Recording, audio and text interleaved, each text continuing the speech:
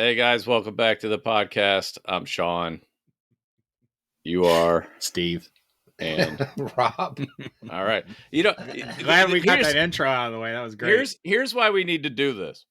No, just hit People record. tell me. No. People tell me. I've heard, as Trump would say, everyone tells me that very good things. No, everyone tells me that they don't know who's who a lot of the time.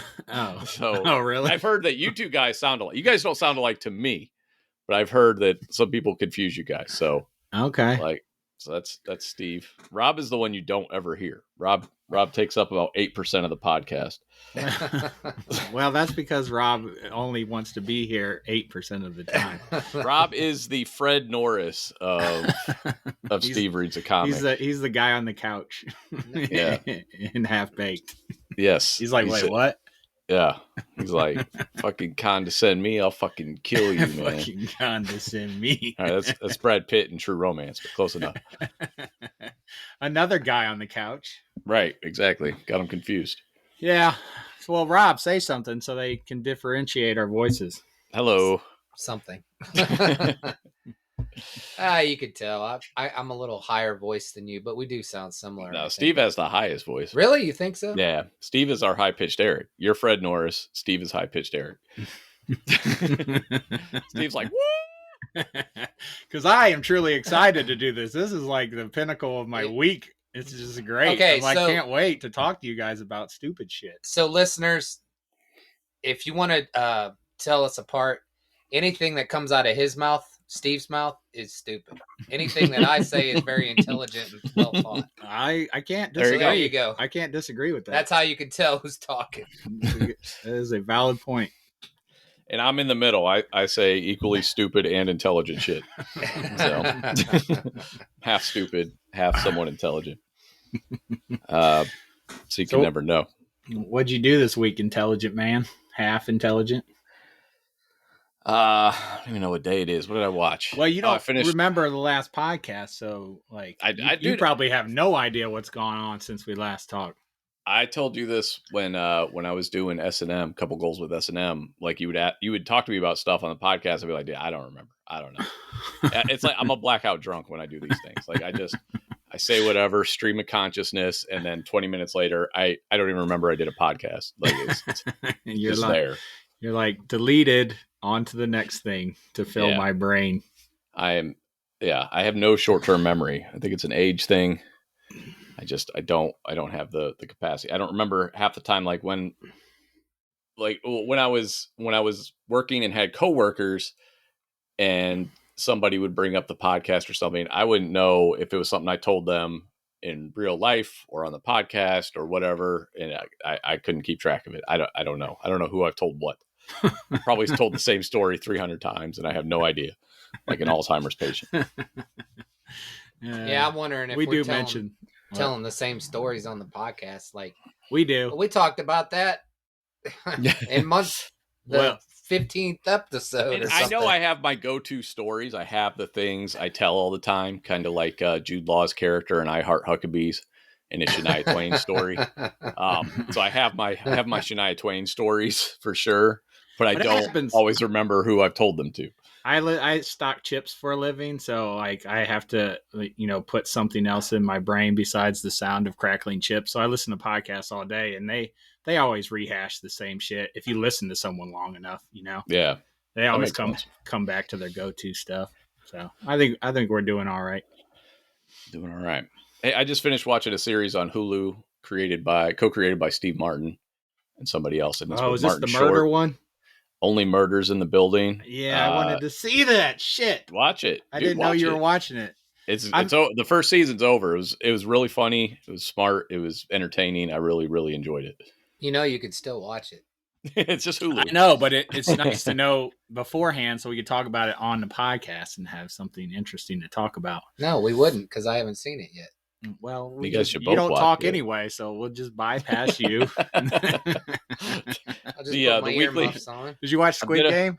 No, I have not. Have you watched? I'm halfway through. I watched the whole thing. I think it's one of those things. It's for whatever reason it's caught like the zeitgeist currently, but it's okay. It's got some cool moments in it. It's nothing amazing to me. I Did think you people watch just it with subtitles or oh hell dubbed? no, I did dubbed. I'm too lazy to do So subtitles. it's kind of like that Tiger Paw series they had. What was that? Tiger Country, Tiger Tiger King. Tiger King. Well, that was actually really, really interesting because it was real. But this is cool. I think people just like it. To me, it just kind of harkens back to the Running Man is like the root of this kind of stuff, where you have the game show type stuff, and if you lose, you die kind of thing. But it's a cool take on that, though. It's definitely entertaining. It definitely has Some would say some good moments. The younger generation would say the Hunger Games. Or yeah, the Hunger. But again, I'm saying it for me. It goes all the way back to the Running Man. I'm sure there was something before that, but that's the first, and I think that was a Stephen King book or story initially. The idea of, except in Running Man, it was televised or whatever, but still, just the idea that people dying. This is a little bit more timely in that it's about people that are really poor or down on their luck, don't have any money, so they're more likely to sign up. And people, if they die, won't go noticed. Apparently. Did you like the ending? I haven't finished it yet, but was it good or am I wasting my fucking time? No, I mean, it's a little bit predictable. And then part of it's not predictable, in my opinion. But I feel like anybody watching the show already knows who's going to win. So, but there's more to it than that. There's a lesson, at the end of He-Man. So it's worth a watch though. I don't know what exactly why everybody's so like why it blew up so big. There's some, I think it's just the games themselves maybe can be really tense. Interesting, and you can't help but be like, "Oh, dude, here's what I would do if I was in that situation." You know what I mean? You can't help but it kind of sparks some conversation and some thought there. I think I've been through a couple of them, 2 of the games now, and I'm like, "Ee." What was the second game? Everybody remembers the first game. I believe the second one was the one where they had to do the shapes. Oh, okay. I thought that was the second one. I wasn't sure. Yeah, that was intense, man. I won't say anything for Rob. That was pretty intense. I was like, I would have died. Oh yeah.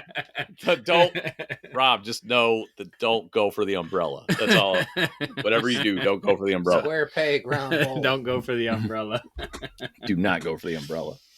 Overall enjoyable. I mean, it is solid. It's pretty solid. There's some of that terrible overacting that I hate. One character in particular, the one chick. Good Lord. Couldn't wait for her to get killed. Wait a minute. She hasn't died yet. Dude, there's all here. Let me put it this way. There's one winner.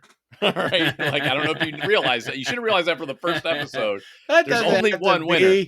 He could have thought the girl was going to win. There's no one winner in the Hunger Games. So yeah, there is a winner. They kind of show that. How the Hunger Games? I don't know. That wasn't. I didn't like the Hunger Games. Oh, I did. I heard the books were really good. I only saw the first one. Well, there you go. The first one was better than the last 2. Yeah. Venom was better than the Hunger Games. You mentioned. Hey, you mentioned He-Man. I heard that got a release. I think November. Yeah. I think. November 23rd. Well, I'm a little confused here because I saw another He-Man on Netflix, but it wasn't the Masters, whatever the one we watched. Yeah, that's a different one. Yeah, so why do they have another He-Man? This one is for the new kids. One. Yeah, it's geared at like who the original He-Man was geared at, which was like young kids 5 to 8 or whatever. So that's what it's almost like a reintroduction. I honestly hope it's successful. Just I would like a new generation to get into He-Man. I haven't really heard anything about it. Did your kids watch it at all, Steve? They didn't last very long. They actually liked the Kevin Smith one. They sat there longer in that one than they did. I didn't get through the first episode of this new one. I was like, oh, this is so bad. But I'm still hopeful. Just like, I'm not the demographic. Maybe kids will love it. So, but apparently not. I watched the original Dune Oh, did you? Oh, Yeah. did you? The new Dune's coming out, so I Very was like, slow. I've never seen it, and I heard Shawn he reviewed it. Yeah, it not comes too out long tomorrow. Ago. Comes out tomorrow Yeah. at 6:00. Yeah. No. Wait. Oh, okay. Does it? Yes, Okay. yes. If you have Nice. HBO Max, they're Which I gonna do. have Thanks for it. browsing. It'll come out the same time they're allowed to early show the movie. Oh, That's what okay. a little treat. I'm is so what they hyped say. for this movie, dude. Really? I love Denis Villeneuve, the director. Yeah. Dude, the list of movies I love by this dude. Prisoners, Blade Runner 2049, The Arrival, Sicario. Like, the dude is just great. Everything Rob, he touches is hold great. on. Rob, say the director's name real quick. Yeah. George. I thought enough time had passed. I was like, oh, he totally forgot what Shawn George just Villeneuve. said. All right, so I know of him. But so you're excited, huh, could Shawn? not. I am. Like, that dude I used to be friends with, Mark, he loved that director. And so he kind of got me. He kept telling me to watch Prisoners. I finally watched Prisoners, and I realized, and then I went and looked. I was like, oh, I've actually seen some of his movies already, but then I hadn't seen all of them. So, because I love Blade Runner 2049, that's kind of a divisive movie, but I loved it. I had no idea that was. That's very slow too. I wouldn't think you liked it. Man, you like. I had no idea that guy directed it. I had no idea. Yeah, I really liked it. You like the original, right? Yeah. Love the original. Yeah. So, have you seen the director's cut? Yeah, I have like a 5-disc set of it, and then I bought the 4K going version. To the show with Dad to see that, and like I was scared to death when he was breaking his fingers, man. Oh yeah, I don't know how old I was. Scene. I was pretty young. What year was that? You remember what year Blade Runner was? Them freaking 81, robots. 82, somewhere around there. Them robots were. I mean, the cyber man, they scared me, man. I was scared. Yep. That's probably why I say please and thank you to Alexa to this day. The effects of Blade Runner. Yeah, the effects of Blade Runner. I don't want them. I'm still scared by it. I don't know what you said. We're scared. I just watched it about a year ago. What year that come out? I was probably like 8 years old, 9, 10. I don't know. But it looked pretty. It was sweet. 81 or 82. Yeah, I think it was. That'd around be about there, right. So. 9 or 10. Yeah. I thought the computer graphics were pretty sweet for that time. Oh man, back when I was little, I thought that was amazing. I mean, that was like Star Trek and when we're flying in that Star car in the Wars, beginning, I was like, dude, this is legit. Yeah. And I know I've said this before, but the 4K version of that movie looks stunning. It is one of those things, like if you want to show off your 4K TV, put that in especially for an old movie or for a 40-year-old movie. It looks so fucking good with the HDR and everything. It's absolutely gorgeous. So explain to me what the fuck I just watched in Dune. Wasn't it slow? It was very slow, right? It was all right. Slow. It wasn't bad. I remember it being slow. Here's my issue. Been like 40 years when they were riding the worms at the end, I was like, all right. Here is my biggest concern, my biggest issue with that movie was all the goddamn voiceover. Like the constant narration from people's thoughts. And that was put in by the producers. That was not what's his name? Director did not want it. What's his name? David, what's his fucking name? Lynch. Thank you. David Lynch. Senior moment. David Lynch, that was not his thing. That's why there's this director's cut supposedly floating around somewhere, but it removes all that narration. That was the producers who were like, I don't get it. And like the narration immediately bothered me. I'm like, it was just like these constant shots of these intense faces as they've added all this narration. It was like, this isn't necessary. I can figure out what's going on here. What's the main guy's name? The actor? What's his name? Kyle MacLachlan. Yeah, he's like he plays Paul Atreides. He's like, and she's wearing purple pants. I like purple pants. It's like, and it's just he didn't say that, but it was like that kind of like we don't need to hear what he's thinking right now at all. Right. It was just constant. No, I really liked the atmosphere of it. I liked the intensity of it. I liked the idea was just kind of really unique. You could see how it influenced Star Wars.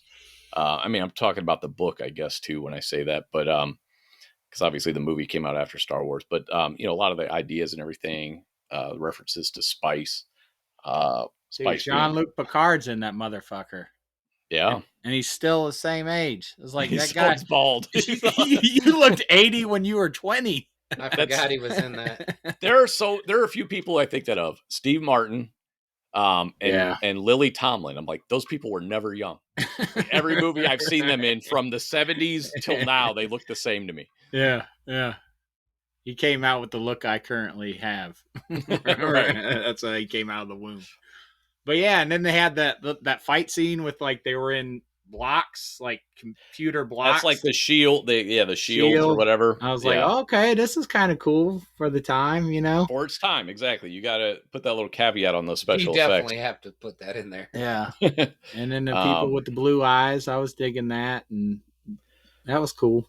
But that inspired a lot of, the book, movie, whatever, inspired like Fear Factory's first album was called Fear is the Mind Killer. Nice. Is, a famous quote from the series or from the book. I can't sit there and say it was like a favorite movie. It surprised me though, because I had really low expectations. All I'd heard about it was that it was bad, wasn't good, this, that, and the other. And I watched it and I'm like, this is a pretty solid movie. Except for the firing the weapons with their sonics or whatever. Hoo-cha! Hoo-cha! Or whatever they were saying. I was dying. I know it was cool back then, but I was just now watching. They're like, ha-cha! And then things just exploded. I was like, oh, okay. That's a killing word is what they said. It's a killing word. Yeah, there was some stuff, but again, I think it was from the book. I can't say for certain because I haven't read the book. I own the book, never read it. And I guess that guy's name in the end, the main guy, his name was supposed to be a killing word too, or something. So if you spoke it, it could kill someone if you have that weapon. No, okay. Yeah, I don't remember everything from it, even though I watched it like a year ago. I haven't rewatched it, so it's not like it's one of my favorites. Fucking pumped for this version though. Okay, so what is exciting about 30 this one? years since I watched it. Just because it's new? Denis Villeneuve and the people who, like Stephen Colbert was talking about, how like the people who are absolute fans of the book, which I'm not because I never read it. I say that this is like a perfect adaptation. So I'm really excited to see what he puts on screen. And again, he's just a brilliant director. Everything I've seen by him, I've liked, I've enjoyed. Nice. I think the costumes look cool. I'm all about sci-fi, giant sandworms. Obviously it's going to look a lot better, but yeah, I'm fucking pumped. When are you going to watch it? I don't know. You said it comes out tomorrow, right? Mm-hmm. Yeah, I'll be watching tomorrow. I'm going to watch the Browns tomorrow. Oh, God. Forgot about the Browns. And, well, whatever players they have left. With the whole team. It's like 20 people. Yeah. You guys were like, you guys want to do the podcast tonight? I was like, we can do it tonight or tomorrow. And I forgot about the Browns game. It's like, I'm busy. I'm watching the game. Like, I totally forgot. Like, I was into comics more than I was the football team. I was like, nice. Whoa. I was like, that's who are they playing tomorrow? Broncos. Oh, I hate the Broncos still. They should still win, even Broncos with the hate. I still team. hate the Broncos. Right, I still have Bronco hate. I still hate Elway. Every time I think of the Broncos, you know what I picture is an NES game called John Elway's Quarterback, and his whole face was like the fucking cover, and that fucking smile of his. Yeah, you just want to punch him in his big fucking goat teeth. Well, that came out after he destroyed the Browns. He already, his reputation was soaring. That's how he got a game.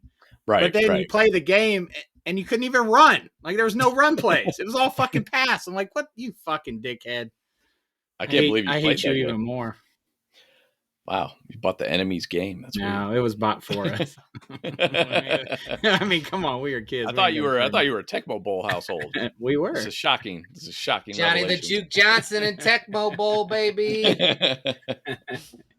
Yeah, we were any game. Y'all didn't know what play I was running. I had them all looking the same. That's 8 plays. Yeah, you only had 8 plays. Do you know they do, like, every year there's like an annual Tecmo Bowl tournament that people really? show up for and play for money and everything? I just like beating them with, like, the Cardinals sucked, and I think there's certain everybody with that. I think there's certain teams or something that you're not allowed to play as. Well, it had to be who was the running back for the Bears? Walter Payton. Man. Yeah, they had him on one. I think. Man, that shows our age. Some old man up in here. Yeah, so I'll be watching Dune. I'll check it out. I'm not Finally like, I'm something not to like super watch. excited as you guys are, but Finally something to watch. I've been watching Voyager with Molly. Wow. yeah, we're on a down like the Marvels. We're Yeah. out of Marvel. I'm out of Ted Lasso. I'm out of what's the other end? Oh, I love Ted Lasso. I used to look forward to Friday evening sitting. I finished season 2. I got through it. That Yeah. show it is wasn't just as good, but it was good. it's just so saccharine, man. There's stuff I like about that show, but then there's other part like Tim Heidecker said it best when he's like, "Is this show written by people who write greeting cards?" And I'm like, "Yeah, that's pretty much everything's just so pat. Every little thing they figure out is just everybody's always like, "Oh, well that's okay. Oh yeah, well that's okay. We're okay now." You know what I mean? Like there's no real conflict. There's one bad guy. It's the dude from whatchamacallit. Well, now there's another bad guy, I guess, technically, but I bet you Nate comes around from the dark side. You talking about the guy from Buffy? Yeah, that guy. Her ex-husband. There's like one dude. Everybody else changes heart no matter what. And I'm tired. Like the one dude that I'm sure everybody loves, like the angry guy that is a coach now. You know what I'm talking about? I forget his name. Nate. No, he's talking about. You're talking about guy. Roy. I'm so sick of Roy because like you're all talk, dude. You know, like he doesn't do shit. Like he's always like rah rah rah. Then he doesn't do a fucking thing. Stop it. I think you're missing somebody's arms off. I think you're missing the point of this show. You're supposed to feel good. That's why I have issues. You're supposed to have that I like warm the show. I don't want to feel angry afterwards. I don't want to feel angry. I just don't want to feel like it. Just makes me look around and be like, this is like a child's cartoon level of resolution. You know what I mean? Everything's fine no matter what occurs, basically. No matter what trauma or anything. Yeah, that one girl had stinky breath, so they took care of that. That was cute. That's the highest the level of it's trauma, just like trauma you're gonna get. It's a little annoying, and I can see why people love it. I really do, and it's solid writing. It's refreshing, man. It's refreshing. Is it? Yes. This is the show that inspired me. Happy. Fuck! This is the show that inspired me to make us read Milk and Cheese last time. I don't know if you remember. After season 1, I was like, I need a palate cleanser because it was like drinking. It was like just eating a bag of sugar is what Ted Lasso is. It's just like, Hey, you just want Trump to be president again, so you have something to talk about. No. You want drama. You want heartbreak. There's still plenty of drama. They're discussing anxiety and and its hold on people, so that's good. And they solve it just like that. Look at that, and anxiety solved. Yeah, like 3 weeks. Like 3 weeks. Well, shit. When you got a good ass therapist like he had, man, fuck, I'd be solved too. She was awesome. Yeah. What did she do for him exactly? He talked to her, and she told him it was okay. Like that was literally what I got away from it. She's like, "It's okay," and she helped him too. She helped him as well, or he helped her as well. Right. Yeah, supposedly it's feel good. It's a feel good show. Shawn. Yeah, it doesn't make me Shawn feel doesn't good. Like it. I've endured it makes far me too feel much. Good. I don't like it. I've endured far too much very real trauma that I can't. That show is offensive to me. That's one of those shows. If you're in the Matrix and watching it, you wake up. Like you wake up out of your pod. You're like, that's not real. Right? That is true. It's not real. Yes. That's great. That's perfect. You're just like fuck. Where am I? The Nebuchadnezzar. Oh fuck. The machines have to delete that version of the Matrix because everybody's just too. Everything's just too perfect. It was like 1999. It was the pinnacle of your fucking the height of your civilization. It's weird because I'm not going to call it. It's not a bad show. Like it's not. Like I'm not. The writing's good. I love the characters. I love the actors they've cast.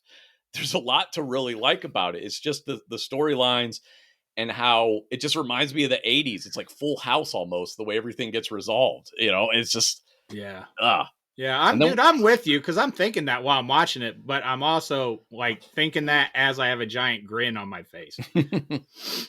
I just enjoy it for what it is. It's really not a bad show. Shit on it like you guys do everything. I'm not. See, and I don't think I'm shit. I'm just voicing one lone opinion. And again, because it's a good show, it is. I watched the whole thing. If it was bad, I wouldn't have gotten through it. You know how I am. Rob's just got leftover resentment from Venom 2 last time. That's exactly. He's just like, fuck you guys. But you guys know more than anybody, I will just turn shit off. I'll be like, oh, I'm done with this. This is garbage. Dude, you walk out of theaters. Yeah, I have no problem. It's not. I cannot it's not say bad. that I would ever walk out of theater. I did. I walked out of this. What? I walked out of the 6th Day with Arnold Schwarzenegger. What? I was like fucking gone. That was the only movie I ever walked out That of. wasn't that bad. I was Never like, I seen could it. take this. Wasn't that fucking good, shit. but it wasn't that bad. Yeah, I have never seen it. I don't even know what it's about. I will say, walking out of that female Ghostbusters, I would have contemplated that. It was really bad. I do not judge you at all for walking out of that one. That was so bad. That was so I bad. did not go see it, so I did not walk out. I of didn't it. see that one. At the It theater was either. not. I was like, it can't be that bad when you walk out. And then I watched it. Molly watched it with me, and we're both just like, oh, nothing's landing here. Yeah, Shawn's like, don't get this. Do not get this. And of course, I bought it because I buy everything. If you haven't, take a look behind me. I own every movie ever made. But yeah, I buy crap. That's what I do. And I watched it, and I was like, woo, woo. Shawn was right again. That was brutally bad. That was brutally fucking awful. I'm not alone in that. Well, that was one where the media stepped up for it too, acted like it was good. It's like the media will lie to you. I mean, those conspiracy theory people, they're right sometimes, and the media will just lie to you sometimes. I was watching Wonder Woman 2 last night because it was on TNT, HBO. You have my Voodoo password. I have 430 you can't get movies Voodoo on the there. Fire Stick when I'm laying in bed. Dude, he likes commercials. So, yeah, no, it was on HBO, so there were no commercials. Oh, okay. I think. I don't know. Maybe it was TNT. I don't know. When there's a commercial, I just flip the channel. Anyway, but I was watching. It is still not good. I mean, there was nothing in there that was good at all. That movie's so terrible. I was like, oh my God, this really was really bad. I was just like, she's flying. Oh my. Dude, I still have. And when the kids roll, and I was like, oh God, they're so good. I still have nightmares about that scene. Just like, oh my God, she's killing the kids. It was so kids bad. have brain damage. But there was so much. There was so much of Pascal's. What's it? I don't even remember his name. The bad guy. Right. I was like, man, this is so bad. It's not good. They announced officially that Patty Jenkins is directing the sequel. Oh, they're doing another one? Yeah. Yeah, does she still have the Star Wars movie? Did you watch that Black Yeah. Adam trailer? I didn't even watch it. I don't like The Rock. I'm like the one person in America who doesn't like The Rock. He can't act at all. Like he just plays The Rock. Oh, come on, man. I'm always just waiting for him. Scorpion King. I've never seen it because he's in it.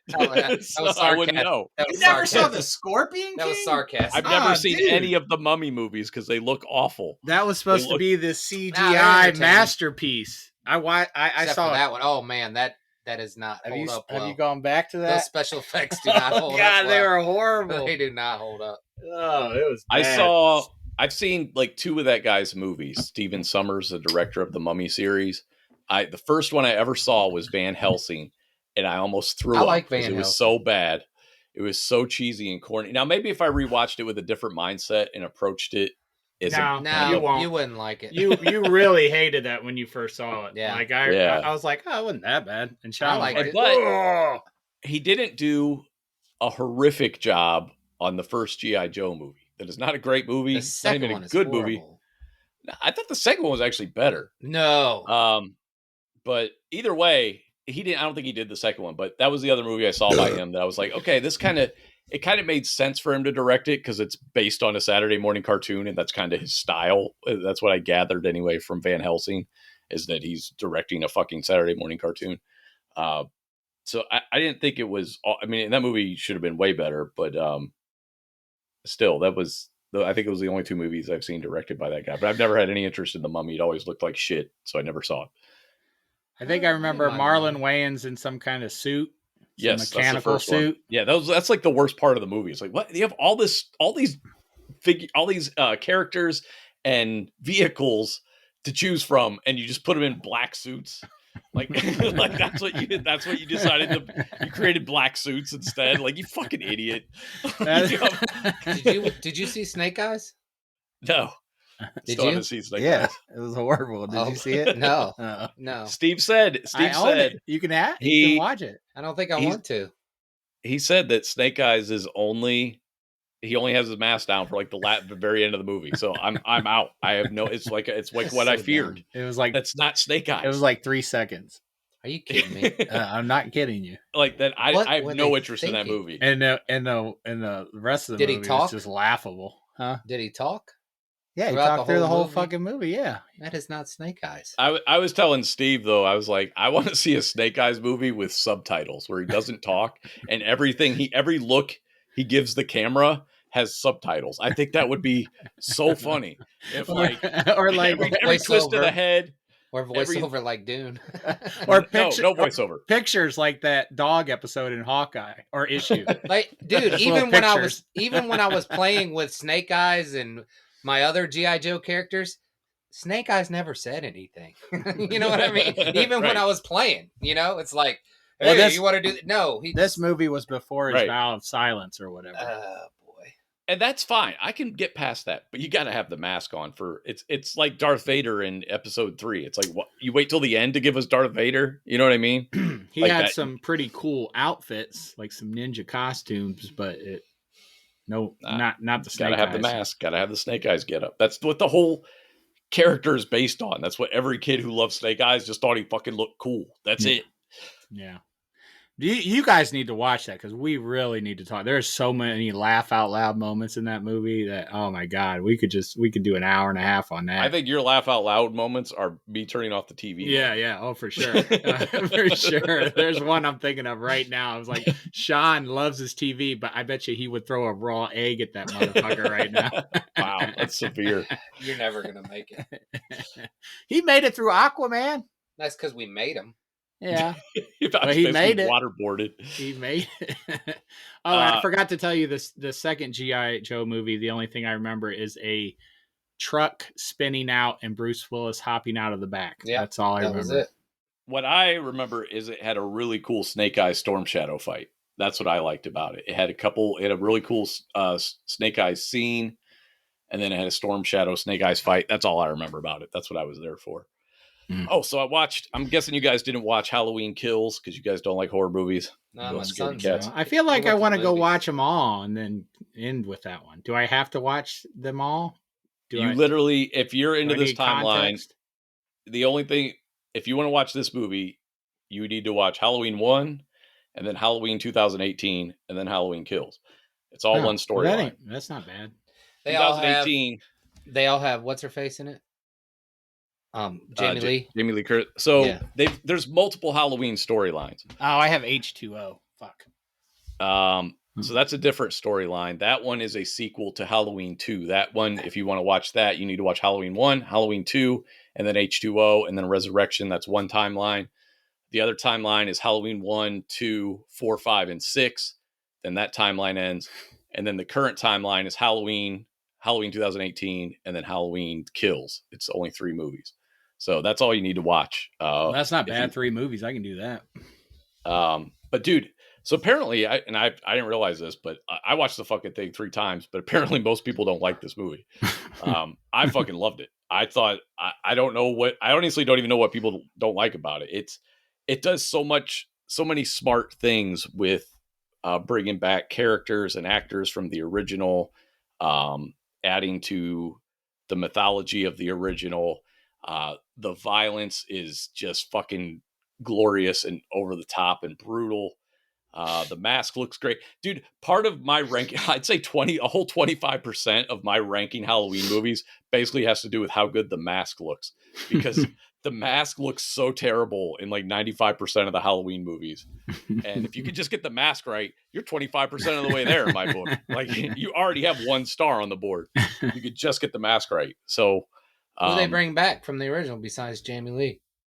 So they had, some of them are the actors and the characters. Some of them are just the characters. Like, they brought Tommy Doyle back, but he's played by Anthony Michael Hall. Who's Tommy Doyle? Original actor. Which one was that?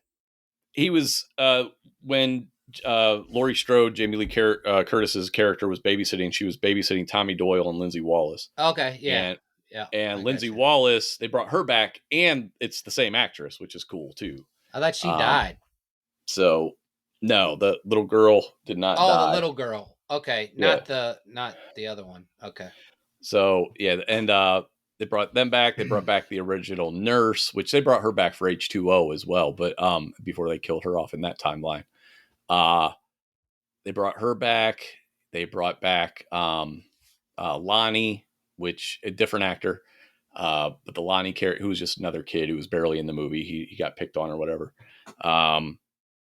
Who And she that walked just to school or something. But so here's what I really liked about this is this whole movie is just kind of like about how fear spreads, and like you get a whole angry mob of people, and they end up going after the wrong guy because they're just riled up and angry and misinformation and everything. I'm like, wow, this is kind of apparent. That was interesting. Couldn't help but think about like January 6th and whatnot, and all these. They were angry for the right reasons, but at the wrong person. So different. And then, dude, I enjoyed it all the way through. I thought there's a few lines that are kind of reminded me of there's like 2 or 3 lines that reminded me of the kid from the Matrix when he's like, I believe Neo. So you get a couple line deliveries like that can kind of take you out of the movie for a minute, but really strong cast. Judy Greer is in it. She's great. She plays Laurie Strode's daughter. Dude, there's some really brutal kills in it. Does the first Halloween, I don't remember any of them. Does the first Halloween give like a backstory to Michael Myers, like why he's killing everybody? There's never a why. They show that from the age of like 6 years old, he's just a fucked up kid. Now, if you watch the Rob Zombie story timeline, which is Halloween 1 and 2, 2007 and 2009. I thought he killed his sister. He did kill his sister at the very beginning of the movie. Yeah. So basically, the timelines are this. All right, we could separate the Rob Zombie one because it's a remake thing. Wait, so which one did he kill his sister? Rob Zombie? One. Oh, the first one. All of them. Oh. Every single one. Okay. However, so the original movie, he kills his sister, ends up in a mental institution, gets out. He breaks out at like 20, goes back to his old neighborhood, just starts killing people. So in the second movie, the original sequel, 1981, Halloween 2, they decided to make Laurie Strode, the final girl of the first movie, Jamie Lee Curtis, they decided to make her his sister that he didn't know about or something. And so there's like 2 timelines that go with that, basically, that Laurie Strode is Michael Myers' sister. John Carpenter, however, never really liked that. He liked the idea that he just liked killing, which I do too. The Rob Zombie one does the same thing where he has a little sister. That one gives backstory. He's like very abused at home and at school and everything. So that's why he kills. Okay. Yeah. I was wondering if they said why he killed her. Like, no, is he but just that's the Rob Zombie storyline. Or did she deserve it? I prefer the timeline we're in now where there is no reason. He's just evil. He just likes killing people. That's his thing. Yeah. I like that. That's great to me. Yeah. In the beginning of the first one, he seemed like it was a happy home. I mean, they didn't show any abuse or anything. He just that's what was surprising on the first one. He just fucking killed his sister. You're right. Like, what the hell's going on? As a kid, yeah. Yeah. As a kid, and then he grows up, comes back. You think it's somebody else coming into the house? Like you think it's somebody from outside, but then it's her brother. Yeah. Like little kid brother. And that shit's creepy and too. You're like, when kids are killing. That was kids are killing kids. Shocking. And shit. Yeah, there was an episode of Angel, I think, that had a fucked up, just evil kid. Just straight out evil. Now I always liked that episode. It's really creepy. So yeah, then you had the Halloween 2, 4, 5, and 6, which is a timeline where Laurie Strode is his sister. However, sometime between 2 and 4, 3 is its own movie. It's not even a part of the universe, basically. So you can discount that. Michael Myers isn't even in it. But sometime between 2 and 4, Laurie Strode dies. I'm guessing because I couldn't get Jamie Lee Curtis back. So it's about her niece, played by Danielle Harris, and she's like the niece, or no, is she the daughter of Laurie Strode? I think she's the niece of. No, she's I think she's the daughter of. Nobody cares. It's all very confusing. Speaking of, all right, so see those 3 movies. This is a great transition into what I want to talk about. Speaking of evil kids. We're going to talk about my brother here. I shout out to Keith, our friend. I don't know how this came up, but we're going to tell the story of when Steve was anointed with oil because he was possessed when he was I don't know, how old were you? Like 5, 4, 6? As I told Keith, I was old enough to remember it, but not old enough to remember being. I was old enough to remember being traumatized, but not old enough to remember what age I was. So Now, we're going to tell this story. Let's get a little backstory first, though. Let me say this before you even start. I didn't kill anyone. No, I don't know why I got annoyed. You tried killing me a couple times. Well, but who hasn't? Yeah, that's true. I love my parents to death. I love my mother and I love my father. And I am not traumatized by anything that ever happened in my childhood. They did a great job. Now you can tell the story. That being said, I don't know what the story is. Okay, well, again, we got to provide backdrop because just the idea of anointing people with oil probably has people scratching their heads. They're like, "What the fuck does that mean? Why did you do that?" Yeah, I wouldn't tell Keith. I was like, we'll talk about it on our podcast because I tell horrible stories. So this is the part of the story I can tell because I wasn't there for any of this. I mean, I was friends with you guys, but I wasn't. What you know about the Seventh-day Adventist What I know religion. about is, and I'll explain it because I had an anointing with oil. It wasn't me personally, but it was in our house. And so anointing with oil is like, it's a Seventh-day Adventist thing where they like bless this oil. It's very much like the Catholic Church in holy water, I guess. Yeah. But it's like olive oil for whatever reason. Corn oil or whatever you have in your or whatever you have it's in your supposed cupboard. to be olive oil. It's supposed to be olive oil. I think you got anointed by corn oil. That's why it didn't work. What do you mean it didn't work? It was Crisco. They got the Crisco out. In the first place. We don't have any oil. Melt the Crisco in the microwave. Scrape the grease out of the fucking frying pan. Okay, go ahead, Shawn. What we had like our archways anointed on our house once because we had. Is that for Passover? No, this was because I do remember them doing this was that. either for when we had lice or for when we had roaches.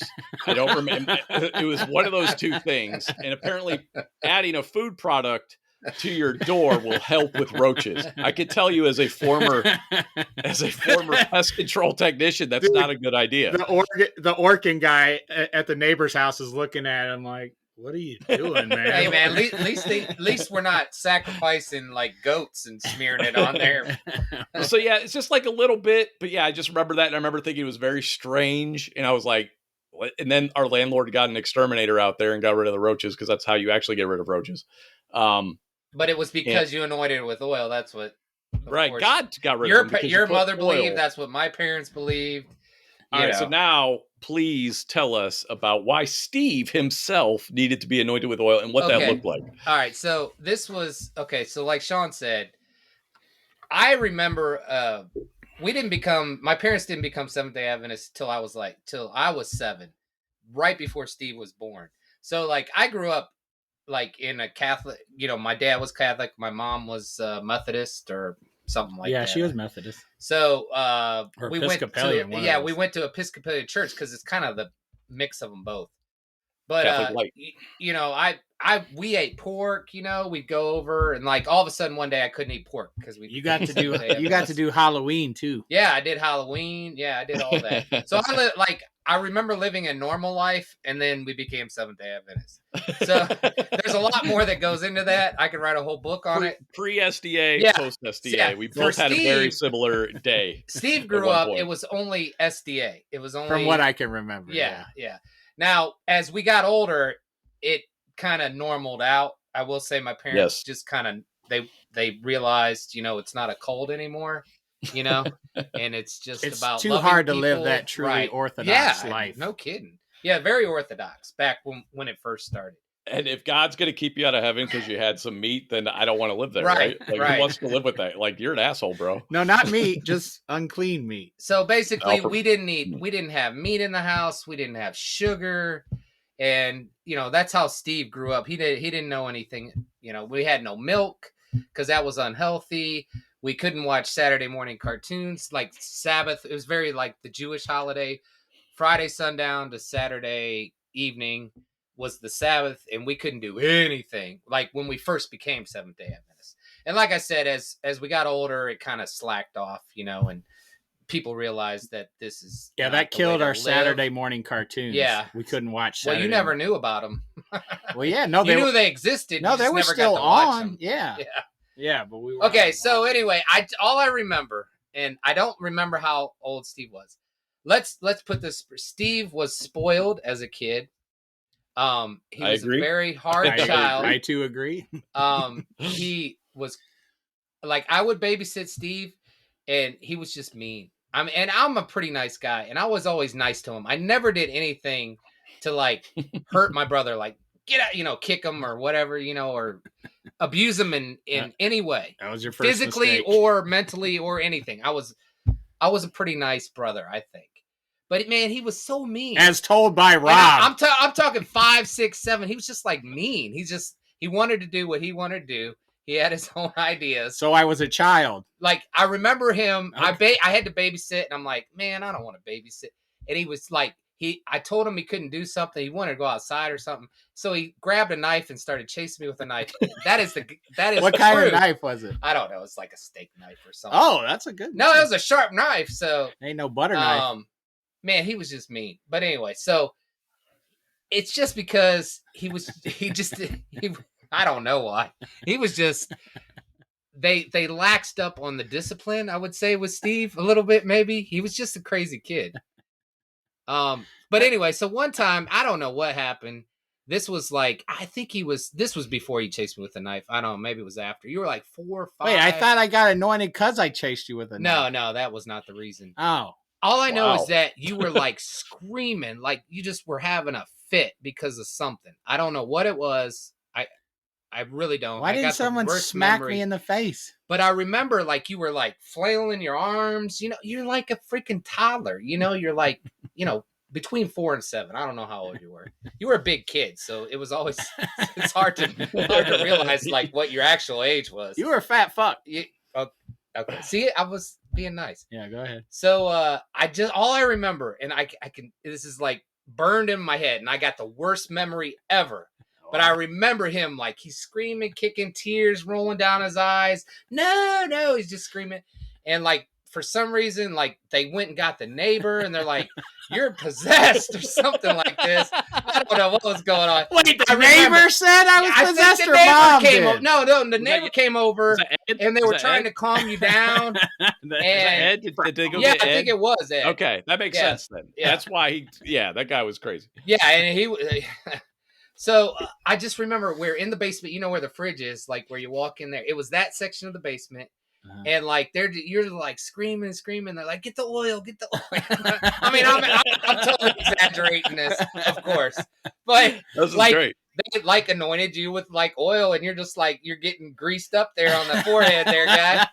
And you're still screaming and kicking. Were they saying anything? Were they like, chanting? They were anything? praying. Praying. Yeah, see, what I remember is like chant. I don't remember. I remember like my mom like holding me in her arms and like rocking me and be like, Satan be gone or some shit like that, and like maybe she was saying it in Latin, like Scanctus Dominus. No, it wasn't Latin. Or something like that. I don't know what it was. But I think mom really thought you were devil possessed. Oh yeah, but I don't remember why. Dude, if you get out the oil, you've already made that decision that I have a demon in me. I don't know what. I wish there were. I'm never gonna ask my mother what actually happened. You're just gonna get it from us. Mm-hmm. But I don't know what provoked all that and why you were being such a pain in the ass and screaming and crying. I don't remember. I do know why. It was he lost his favorite Care Bear down the laundry chute. Was that it? Really? No, I don't know. That could have been. I'm like, Grumpy! No! It could have been. Yeah, but mom was like rocking me back and forth. Like she was terrified, dude. Like I just remember being little and I'm looking up at her and there's like tears coming down her eyes. So Rob, do you remember like a culminate? Like, did he calm down? Did he calm down just because he was like, "What the fuck is going on? Why are they putting oil on my head?" Yeah, I think he actually did calm down. That's why they probably believe that shit worked. Right. Hey, maybe you just do strange things. It had happened. He was screaming for so long. I really think it was just he was just exhausted from screaming. It didn't happen immediately. He didn't just, you know what I mean? But yeah, of course, it seemed like it worked. You know what I mean? Right. And Every kid tuckers Look, out man, I'm not eventually. knocking religion. You know, I am. people have to have religion is faith, fucking stupid. but it was like, dude, if you're whipping out the fucking oil on your kid, I Yeah. mean, religion is Well, dumb as fuck. And Like, I how the just hell wanna- are we ever going to progress He was- as a society if we he keep was just believing a brat, in this fucking you know? nonsense? I mean, you look at it now. Hail Satan! He was Yeah, just a he's- brat. But He's you still a know, brat. That demon's not gone. It's still in there. my parents have slowly, you know, over the years as we got older, they kind of realized, you know, all this crap ain't really right. Maybe they should have had some more discipline Yeah. at the time. So just to kind of So back up. there some you of go, what- Keith. There's Hey, a story. Hey, I don't remember it perfectly. I'm never going to ask my mom to get the true facts of the story because I will never bring that up to were her. my eyes like red or anything? Yeah, from crying. Was my head spinning around? No, like The your head never Exorcist? spun. You weren't puking. You were just crying. You were having a fit. Was I bent over backwards walking down the stairs? No. No. Okay. No. just But as I- testament But to Steve's behavior back then. So Yeah, go I ahead. met you guys through the Seventh-day Adventist Church. I was a child. I'm 3 years older than Steve. I don't know what year it was, but it's probably been close to 40 years or so that I've known you guys in some capacity. One thing I remember about Steve's behavior, and he was a brat. I do it because, again, he was 3 years younger than me. He would throw tantrums. Steve used to own this little tiny blue, like ukulele-sized Smurf guitar. oh my god, yeah. And I remember there was a talent show at the school we went to, the Seventh-day Adventist school, and a mutual friend of ours named Bill, who went on to marry my sister at one point, which is weird. But he was on stage doing whatever he did. And this was like an elevated stage, everybody. This wasn't like 2 steps. Like this was like a real stage. It was like 6 feet high, right? Yeah, it was like yeah. a tall. It was a stage stage. at the It was- end it of the was school 6 gymnasium. It was 6 feet Yeah. high. Yeah. And you had to go up some stairs and, kind of get somewhere to get on the stage. It wasn't as simple as like walking up 2 steps in a church or whatever. And Steve appears while Bill is doing whatever he's doing. And he's got his Smurf guitar and he just fucking beats the shit out of Bill. Like he just whacks him with the guitar. that like was this not part plastic of the guitar. planned No, talent show. It's at like, all. how did he get on stage? Yeah. What's he doing up there? Yeah. I thought It was clearly a demon. That's the only reason that would happen. I thought it was my turn to do the show, and Bill kept Apparently. I'm like, Bill, it's my fucking turn. That was Steve- he was about that age when you got anointed. You were a Yeah. brat back then. Yes. And You were then horrible. I only found this out a couple years ago. Apparently, the whole entire Chucky doll is based on Steve's personality as a child. So that's where that came from. he had a My Buddy doll. Steve did. He did. He did. Remember that? Yeah. Yeah. Fuck yeah, I had that. Well, I would say they should have spanked me or something, but I got beat all the time, so that wasn't it. Like that neighbor we were talking about earlier, he actually made me and Shawn's mom a wooden paddle Made in us his both one. I was like 15. Yeah, he made I remember he gave one to I was younger. Sean's. Oh, Did yeah. you get one too? Well, he gave Yeah, one to our dude, mom. We got 2. One for me and one for you. Oh, I don't remember that. I Well, remember. here's what I remember from it is my mom he made like different thicknesses. Yeah. Yeah, they And were my all mom different. my mom was like, I'll take the thickest one. Yeah. I will never forget that. And the other thing I'll never They were forget. painted and everything. I'm like, dude. Oh, mine No, wasn't painted. no. Mine was just I wood. drew on him. Oh, you drew on them? Yeah, Okay, Steve I remember drew- that. That's what I was going to say. Steve clearly did not get beat nearly enough because he did not respect his paddle at all. That's because it was the thinner one. It didn't hurt as much. I was like, the wooden spoon hurt more than that But you shit. probably didn't have a mom who wound up like she was fucking Babe Ruth. I do So, remember my mom running around the yard, chasing, pulling out branches off the trees, smacking me and stuff. But yeah, your mom was like on the level. Yeah. But yeah, Steve was a horrible person. He's always been a horrible person. That's basically what we're finding out. Yeah, This isn't new behavior. maybe Turned out all right. that demon's still in there. I don't know. Could be. I don't know. Dude, But yeah, I was always spoiled, man. I remember one time, I wanted the black lion or something, the Voltron lion, and we were in a drugstore, and I just remember crying and Bumpus. crying. Yeah, Bumpus. Bumpus Emporium. until my dad got he like broke down. He's like, "All right, just shut the fuck up. Let's get out of here." No, what it was, there was an argument between mom and dad on whether to buy it for you or not. Yeah. And that was Why- the good. why I they remember s- your black lion. You had because they had 2 different kinds, and you got the metal one. Like It there was like the the cheap, big wide. It was wide, yeah, wasn't it? It it was was like, huge. Dude, it was awesome. And It it didn't had look metal like legs. anything like on the cartoon because Yeah. it had to be because it was like the body, right? Or the head or Right. something. Why Yeah. did they always? Why did they always spoil me? Is it the second child thing or? Well, I think by that time, I don't think. Do you remember Dad being laid off or on strike? A little bit. So you don't remember this stuff. Like things were good, then things were not good, and then things were okay. You know, like Mom worked when I was little. Yeah. And then when you were born, she stopped working. I mean, she worked. But you know, they didn't have as much money coming in, and then Dad would go on strike or, you know, he'd get laid off or, you know. 70s and early 80s were rough. Yeah, but why that would mean they have less money if No, Mom was that's what off. I'm saying. Like, why are they buying by the this shit? time you were started getting spoiled, You're such a brat. Yeah, They well, just had that to too. shut you up. maybe the oil was their last resort. I They're think like, they ran fuck. They ran out of corn oil. He might have been. Get the Mazzola. He might have been 3 or 4. You were not. They're like just splashing it with me in the face. I'm like, what? Right. The fuck? No, I was really young then, so I don't really remember that. I remember like you my were a mom toddler when you got me. anointed. I remember that, and that was like early on in the history of the SDA. So I was probably like 10 or 11. I remember getting spanked and like slamming my door and being like, "I hate you." Like this was and it was probably it was the 80s, had to be early 80s because you were born in 79, so that was like the height of the satanic panic too. Yeah, you know, it probably wasn't just our church, but Yes. yeah, a lot of that influence. I remember going to the rock and roll seminar and all that stuff around that time. Marijuana. I just remember hearing that. Yeah, over. I'm like, no, I don't hear it. I don't hear it. What are you talking about? Yeah, dude. And that's what's weird is like my dad had like tons of albums that I used to listen to and play on the 33. And then he had a cassette player. He had a bunch of cassette tapes, 8-track. I'm talking about here. Yeah. And like I would listen to all that stuff, and then all of a sudden we had to get rid of all the. Go on. Yeah, dude. How many? Crazy. I know. You guys say I'm mentally challenged, but how many real mentally challenged or autistic kids you think just got said a demon was back in them in the day? Oh yeah, like people with actual mental issues. Well, that was a lot of the stuff with the mental institutions back then. It was just like you said, autism and just actual mental illness and stuff. And they were just like, oh, throw them in an institution, beat the shit out of them. That'll calm them down. There was a change in policy during the Reagan administration. There used to be like homes for mental people, and there was a lot of funding for social workers and stuff like that.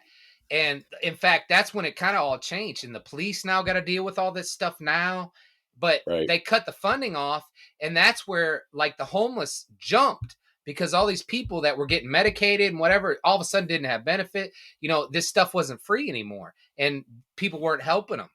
And that was a direct policy of the 80s. I mean, that is directly related. And then that's kind of why the police, and the firemen now, they do all these calls for people that are mentally fucked up, that they shouldn't be doing, but there were a lot of social workers. Like, who the hell's a social worker now? You don't hear about that. Well, they should have slapped some oil on those fuckers. Right. Problems would have been solved. I mean, there's simple solutions for simple problems. Come here, let me put some Crisco on you. You'll be fine. So anyway, that sounded sexual. Does the Catholic Church still do exorcisms? So I hope we told that story well enough for Keith. I do remember being traumatized by that shit. I probably acted better after that. I was probably like, oh fuck. So yeah, in the future, like the takeaway is if Steve's acting up like an asshole, just put some oil on him. He'll calm the fuck down. it's like immediate, like it's like a pacifier to a baby. It'll be like, oh, thank you. I was getting out of sorts. Oh man, what a story. Well, thanks for telling that. I appreciate it. It's funny, and I don't want to give anybody the wrong impression. I think I had a great childhood, even though it was very weird growing up in the church. But I also had some outstanding friends from the church. So, Yeah. you know, still talk to them? Shawn, you know, we'd never know you without the church. That is true. Very true. And Shobes and all the people we grew up with. And that's what it's always like for me. And I get religion because it's, you know, you meet other family members that aren't blood, you know. Yeah. And for me, like, I don't remember any of the bad things. Like, even that is funny to me, you getting anointed. But it wasn't that bad, you know. No, it's not. No, it's good. You meet great people, but Now- at the same time, why are we still pushing this lunacy? Like, come I on, will man. say- we can all agree to be friends and not fucking Right. believe in some outdated fucking Yeah. rituals. Like, come on, man. Let's fucking grow as humanity. Let's progress. You know, it's like I'm fucking done. Everything I see nowadays, and it's all around the world, you know, and they're all fighting over the same old stupid shit, man. They don't realize we're all the same fucking person. They're like, well, I gotta be right. This religion's right. Oh, it's so fucking dumb. They're still throwing bombs over in the Middle East, over the Holy Land. Fuck, it ain't no fucking Holy Land. Just fucking. Ugh. Sorry. Anyway. So I went to donuts with Dad with my kids at my Catholic school today. Yeah. That was nice. Yeah. So you say had a good time. Okay, Met some nice people. you just go on that rant, and then you send your kids to a Catholic school. Makes no sense. Yeah. I went off on him for this a few weeks ago. I was like, how are you going to send your kids? Oh, Rob's not even going to listen? Oh, no. Here. I'll be Rob. I'm too old. You can't be Rob. I can play Rob. I had this conversation with you. I'm just repeating myself. No, go ahead. I can play Rob. No, I'll save it for when Rob's back. Oh, okay. It's essential. So did you enjoy that? Did you enjoy that story? I love that story every time I hear it. I've heard it more than once, and it just cracks me up because I wasn't there, but I can visualize it so easy. Because I have seen your tantrums. I do remember your tantrum. Like I remember, like I would have to leave your house as a little kid because you would start throwing a fit about something. It was like, all right, time for Shawn to go. And I don't know. I may have been the cause. I may have like taken a toy. That must have been the same time I peed on Rob too, right? That was a few years. I mean, we'd been friends for a while. And it was your first time staying the night somewhere besides, I don't know if you'd stay the night at a relative's house, but it was your first time staying the night at a friend's house. I do remember that. And came back to our apartment. And I remember, and Rob, well, okay, no. Let me backtrack. I'm misremembering. So you came over one time, and it was your first time. And we had a great time, and then we went to sleep. And I woke up the next morning. I'm like, I'm going to go play with Steve. And my mom's like, yeah, Steve went home in the middle of the night. He freaked out. He couldn't take it. So his mom had to come get him or something. And I was like, cool. I was going to have fun for once in my life. We're talking about the time I pissed on you. You peed on me? The second time you came over, the reason Rob stayed over because the idea was that if Rob sleeps over, then maybe you won't freak out. And I clearly remember before, like, Rob was trying to console you, be a good big brother before bedtime. And he's like, hey, if you need anything in the night, just wake me up. If you have to go to the bathroom, just wake me up. And I think you like jumbled that information. And I just remember the next day, and we had these weird like couch covers. I remember they were fabric. Yeah. And we woke up the next day, and like it was like a whole thing. It was like Rob's like, I'm all wet. Why am I all wet? And we determined that you had peed on your brother while he slept on our couch in the middle of the night. So I just accidentally wet him. So, I thought I pulled my thing out and just. No, you did. You weren't sleeping on the same couch as him. He slept on a couch. I did. Yeah. Okay. You got up in the night, pulled out your fucking penis, and we're just like, this is what he told me to do. I'm pretty sure. I blame that on the demon. that was Demon Steve. I'm not responsible. That was Demon Steve. Anything Demon Steve does, I am not responsible for. And that is my point, that you were mean as a child. I can see that, man. If I got pissed on, I'd be like, look at this mean asshole. This mean asshole just pissed on me. I should have just punched you in the face. Yeah, you should have. Dude, that's what anyone would have done. Like, sounds like I deserve to be punched in the face a couple times. You were just misunderstood as a child. And still, as a 42-year-old man, still misunderstood. All right, let's get back to why I send my kids to Catholic school. Oh, okay. Yeah, you took a look. Oh, yeah, so I got on I know why Steve a couple weeks ago. I was just like, how are you going to send your kids to where that the pedophiles are? Like that was basically the bottom line of my Yeah, question. that's It's like the worst thing. right, like Like you where just that went on a religious rant, but to send them to Catholic, that's even worse. You right. know what I mean? I mean, you don't hear a lot about that at the Episcopalian church. You know what I'm saying? Or Because just the public priests school are even. allowed to Yeah, do the because deed. nobody goes to who's Episcopalian. Nobody's Episcopalian. Yeah, but those Everybody's pastors are Catholic. allowed to have sex. Hey, listen, I struggle with this every day. Okay, I just need to tell you, marriage is about compromise. Oh, right? I know why. But you don't. But And here's my my wife whole is thing. Catholic. We all knew she was Why would Catholic you when I compromise your married. children? If my wife came to me and said, "Hey, I want to take my kids somewhere where they could potentially, there's a higher percentage chance of them being molested," I'd be like, "Let's go with the lower percentage." And she was like, "No." I'd be like, "Fuck you. They're my kids. I Because don't want them molested."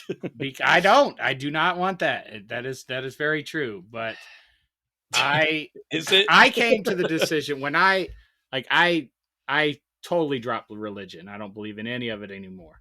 But I came to that decision on my own accord. And I don't ever, like, Kristen still, has faith, and I don't ever want to push her away from that. And I'm going to say what I got to say, and I'm going to do what I got to do, but I'm never going to be the one to say, don't believe in that. It's retarded. Well, I don't think you were this far on. Can you say the R word? I'm sorry, I just said the R word. I don't think you were this far on this side of the fence about religion when you got married either. Well, no, I wasn't. These last 4 years have shown me a lot of how. But see, I think you're making it an issue. It's not. It's just it's just a percentage. It's like if somebody sent their kids to Boy Scouts now, why would you send your kids to Boy Scouts after knowing what we know? Why take that risk? There's another way to fill that time. Just why would you send your kids to where there's a pedophile problem when there are so many other options available? Yeah, it's a good point. Religion aside, it's a good point. Like the chances are pretty, are much greater. Where they Yes. Move pedophiles around from diocese to diocese, like it's okay. Well, like the Catholic schools now don't have nuns and stuff, right? No, well, they don't. That's the other thing I was going to tell you. They don't let kids anywhere near a priest now alone. They don't have altar boys. Like is the principal? But they still do it. Like they still have a priest. That's what boggles me. It's like, why don't you just get rid of the priest? Is the principal a priest? Didn't the principals used to be priests? Or something? No, our principal is an old soccer coach. He's not a priest. They have a priest there, but so you're like when you go to mass now, nobody lets their kids around the priest anymore. Dude, that's just insane. That's very strange environment to be like, yeah, well, they'll be fine. Just keep them away from right. And instead of like correcting the problem, they're just like, right. Well, what else can we do to still, maintain the status quo? It's like, why don't you just end what's wrong? Right. That's what. But yeah, I mean, my wife's faith still means a lot to her, and she wants her kids to go to Catholic school. That's not the issue. I would literally just be like, here are the statistics about child molestation. Oh, trust me. I'd be like, first, let me gather your thoughts on child molestation. Let's just establish where you stand before we make this decision. Trust me. Let's go. That's the starting point. Yeah, we've talked about this multiple times, and that's one of the reasons why she's probably having anxiety attacks right now and is seeing a therapist. I couldn't do that to my kids. But but no, she has been having problems, and I'm like, God, it's got to be partly me, because I clash with her parents. I clash. Oh, you think it's partly you? Yeah, well, okay. I mean, we all only partly. I mean, we all know me, so just being married to me is enough to kill someone. But top of that, with me always arguing with her parents on shit, and it's just, she's having. I just don't, dude. I want her to come to her decision on her own. If she decides one thing, and I don't really mind them going to Catholic school. I don't. You don't mind the higher risk of child molestation? I mean, no. I mean, I mind. That would just weigh heavily on me. Dude, if I could, if I thought that my wife would be okay with them going to another school, I would do that. But it still means a lot to her. So if you weren't married to a Catholic, you wouldn't send them to Catholic school. Yeah, and I want to get divorced and put my kids in their own school, but I can't do that because I'm Catholic. I can't get divorced. No, I'm just kidding. I know, Kristen, I love you. I'm just kidding. But yeah, it is a pickle. Okay. Wow. Okay. not going to touch that one anymore. Dude, I knew my wife was Catholic when I married her. Nothing's changed. But you're making it about your wife, and I'm talking about you. This would have been like one of those foot down decisions. Oh, like this would have been literally just. Okay, so you want me to say? Okay, so you want me to say, hey, Catholic school. This is what I'm going to do. You have no say in it. I don't care how it alienates you. I don't care how it alienates you from your parents, from me. I don't care about that. All I care about is me. And no, it's not about you. It's about your children. That's what I'm saying. Like you got to put your children first in this scenario. Yes, it's not about you. Yes, but it's about your children. So if your children, I understand that there are more molesters. I love Rob's face at a Catholic church. But guess what? You can still get molested in other schools too. Oh, here's the justification. It happens all the time. You know what's funny? And like I said, nowadays they don't go anywhere near priests. The easiest thing for you to do is to be like, I really like having sex and I want to continue having sex. Right, just so I decided to put my children's safety second so I could continue to have sex. I would respect that. Just bow out, just be like, hey man, child safety comes second in this particular scenario. Yes, it does not in this particular scenario. So, what's like funny we are sacrificing our kids. Yes. What's funny is, but it is not. It's not. It's the newer Catholic Church. It's the new improved Catholic Church. It's the ones without. Have you not listened to the propaganda statements they've been saying? Dude, you're the one that just went on a rant about religion. Yeah, I know. I'm trying to defend. I'm the one that trust. I just got done saying. Like, I love my parents and I respect their religion. And then you just went off and was like, because I'm done. Religion. But I'm done. But I came to that conclusion. Then, I was never forced to that conclusion is what I'm saying. Let Rob finish his thought here. No, he won't. But what's even funnier is Shawn's like pretending like he's drunk you and just being combative with everything you say. No, he's making good points. Like the numbers say, don't send your kids to Catholic Church. I know. Yeah. You think? Yeah, I mean, I agree with them, but at the same time, I also like, it's you like having sex with your wife. Yeah. So no, it's not just that. Say it. No, yeah. Dude, what I'm saying is, there's no other reason. I'm saying I don't think my kids are going to get molested.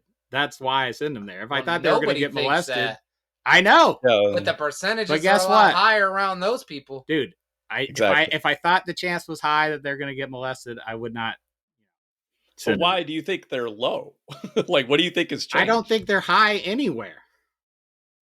Despite they may be higher, but Catholic it's not Church. High.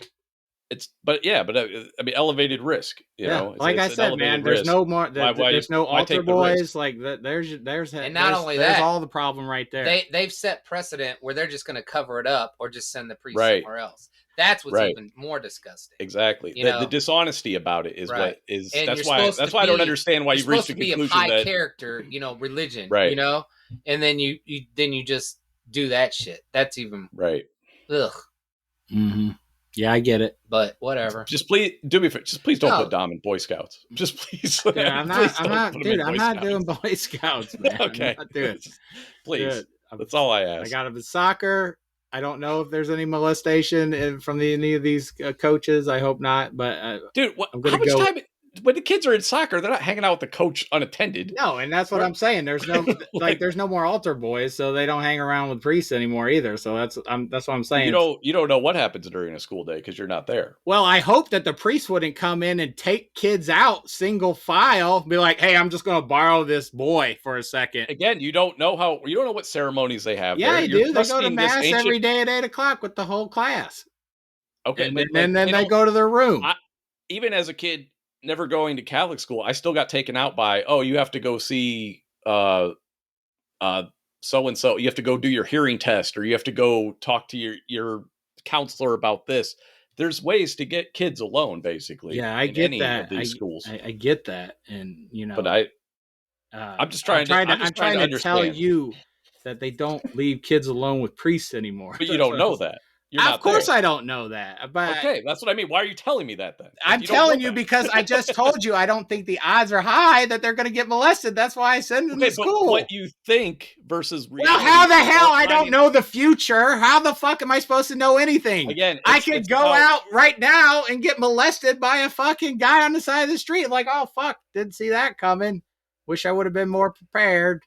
You're absolutely right. But my point is, you try to mitigate that stuff. You don't put your, Yes. you don't say like, hey, I'm going to take my kids and drop them off at this priest's house and just see what happens. And I don't. You know what I mean? I don't You drop them avoid off that. at You don't do priest's that. house. I drop them off You drop them off at a an teacher. institution that is well known for hiding this behavior. Hey, and you're condoning it. Yes, and you're also saying that all priests molest kids, and that's not true. I don't. I'm not saying that. I'm saying the likelihood is higher. I'm saying you are increasing your risk of exposure to this type of thing. But there's a lot more pedophiles than there are priests.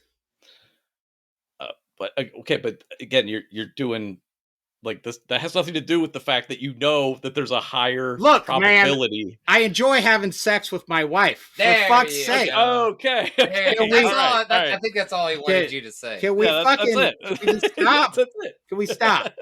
That's all he wanted you to say. You can sit Brooklyn down one day and be like, "I'm sorry this happened to you. No, I really like." No, they don't go after girls. They go after and boys. You can avoid these conversations. It would never be Brooklyn. It would be Dominic. You can avoid that conversation again if you don't trash religion 3 seconds. Oh no, I always trash. Even after I have sex, I'm still like, why are we sending the kids to Catholic school? I fucking hate this. Oh boy. I say that at least on a daily basis. I'm like, can we please take the kids out of Catholic school? All right. So that is a nice segue into nothing. That doesn't segue into anything. Crap we talked about. We watched or we read Captain America. Yeah. Yes, we read Captain America issues 193 to 200. It is a storyline called Madbomb. It is written and illustrated by Jack Kirby, the co-creator of Captain America and legendary comic book creator. Created and drew so many characters with Stan Lee or Joe Simon or by himself. He created the Eternals, which has a movie coming out next month. Yes, I knew that. Yep. That looks good. I knew that. I did. Steve. I did. I knew that. So this was a story they brought when Marvel, because Captain America wasn't created for Marvel. It was created, I think it was like Timely Comics or I don't know. But anyway, when Marvel purchased whatever, because there's a lot of that going on with DC and Marvel where they buy smaller comic book companies. So eventually they got the rights to Captain America. And I think they revived him in the 60s or 70s. This story is about 45 years old. 1976 it ran. And it's Captain America and Falcon and the Falcon. Basically the story is somebody or some organization is planting these mad bombs. And what the mad bombs do is they emit a signal that causes people to go crazy and just lose their minds and become really, really violent and destructive. And it initially affects Falcon and Captain America, but because they're superheroes, they're able to kind of suppress it and discover it and figure out what's happening. And that leads to this whole other thing, which is, I don't know, and maybe correct me if I'm wrong. Tell me if I'm out of line here, but I couldn't help but think of this storyline in comparison to today's headlines in some ways. But instead of Madbomb, we have Facebook. Right. Yeah. Right. I drew that. Dude, this whole series, kind of the Aryan race with the rich people. Yes. Yeah, man. Yes, and the class war and everything that happens in this. This whole series is a direct correlation to everything happening today, and that was in 45 years old. Yeah, mid 60s. Same fucking shit. And you have the same kind of thing. You have these people who think they're patriots, trying to reclaim America, and basically they're just a bunch of racist assholes. Wealthy, too. They were wealthy. Wealth is a big part. It is more of a classist thing for sure. Yeah, they were called the elitists in the comic. And the poor, the lessers were okay with it. They're like, yeah, you just, I'm like, okay. It was definitely a parable, and just kind of about people accepting. All right, I got to say this. There was a lot of Falcon in this one. I was surprised. Yeah. Which was kind of cool. But his, knowing when this took place, I just kept getting that, I'm going to get you, sucker, movie. The 70s. Dialogue is dated. Yeah. Yeah. It's 70s. He said jive a couple of times. Yeah. Jive. It was man, it puts you back in the 70s, watching movies from then, Yeah. And just the dialogue. It's like Kirby has no idea how to or whoever did the dialogue. It's like they're not around a lot of black people. You know what I mean? Yeah, but he was Right. still It was making your stereotype. he was They were still making clearly- good points though, Oh because yeah, there yeah. was one point, like the whole thing takes place during the bicentennial, and this Madbomb's supposed Right. to go off during that, and there's a conversation that they have with Falcon at one point saying, "Hey, the America's changed. We're fighting for good," and he's basically like, "Man, ain't shit changed in 200 Yeah. years," you know, and Yeah. that was written by a Yep. white guy, Yeah. you know. Yeah. So I couldn't imagine having a black writer on that at the time, you know. And the Falcon was like always bailing out Captain America.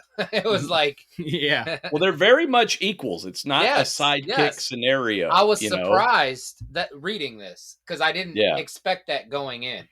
It's different skill set, and I think it's kind of cool too because anybody who does read this will understand again why Falcon should be Captain America in the MCU. You know, he was truly Captain America's partner, and you know had the same ideals as Captain America. It just makes perfect sense. But yeah, and they even talk. Steve Rogers talks about because part of the storyline is the leader of this organization wants to get revenge on Steve Rogers because his great grandfather killed his great grandfather in a duel. Yeah. Steve Rogers' grandfather killed the other guy's guy. Like colonial times. Yeah. Yeah. And Falcon actually says, he's like, I don't care. He's like, your uncle owned slaves too. You know, Yeah. like it was, I thought it was a really cool little moment. Yeah, that's what I'm saying. That was written by a white guy. I was like, this is not, you know, he's recognizing shit, you know? Well, he's a co-creator of Black Panther as well, Jack Kirby. Oh, I didn't. Jewish guy, actually, technically. So, you know, he knows a little bit about oppression and all that kind of stuff. But I thought I thought the story moved well. The art, 4 stars, man. You know what's funny is when I was younger, I did not appreciate Jack Kirby's art. When I would see it, it just looked old to me, right? But now when I see it, it looks dynamic. It fucking moves. Yeah. It's not like as detailed as it gets like nowadays, like with faces and everything. But the action just flows. You can very clearly make out what's going on, and he knows how to tell a story with his art. There's not a lot of people just standing around talking. Now, part of that was just the structure of the stories back then too. Lots of action, lots of movement, and it just looks really good. He was so prolific. He put out so much work with that skill level. And I can see now, I understand now that I'm older, I can understand why so many artists that I enjoy hold Jack Kirby on a pedestal.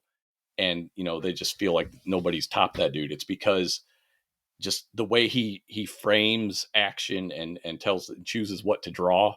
Like, you know, with Captain America, like when he went to go chop like a missile in half with his shield or something, you could just see it happening, or I could anyway. I could just like the way he drew that panel, those 2 panels and stuff. I read a lot of the Flash around that same time, and the artwork is totally. This is so much more descriptive and visual, and it pop, animated. The colors pop and everything. Yeah. I totally agree. Like there's something about him. It's drawn really, really well. Really well. Yes. And it really holds up. And like I said, when I was younger, I was really about that 90s art style, which kind of, you know, for my generation holds a special place, but it's not a style that's held up well though. Like a lot of people have kind of abandoned it, and some people draw from it in other ways. But yeah, Jack Kirby's depiction of action is just like perfect. Like, I don't know how else to describe it. It's just, you could see what's going on. There's nothing unnecessary going on. Everybody's facial expressions make sense. Again, even if they're not super detailed or anything like that. Man, just really stunning artwork the whole way through. Sorry. Go ahead. No, go ahead. I just wanted, while I remembered it, we were talking about, you know, how this series is going along with a lot of things that are happening today. And at one point, like there's this mob and they're being fed all these lies through, you know, like a face on a screen. Face on the screen. Yeah. So basically Facebook.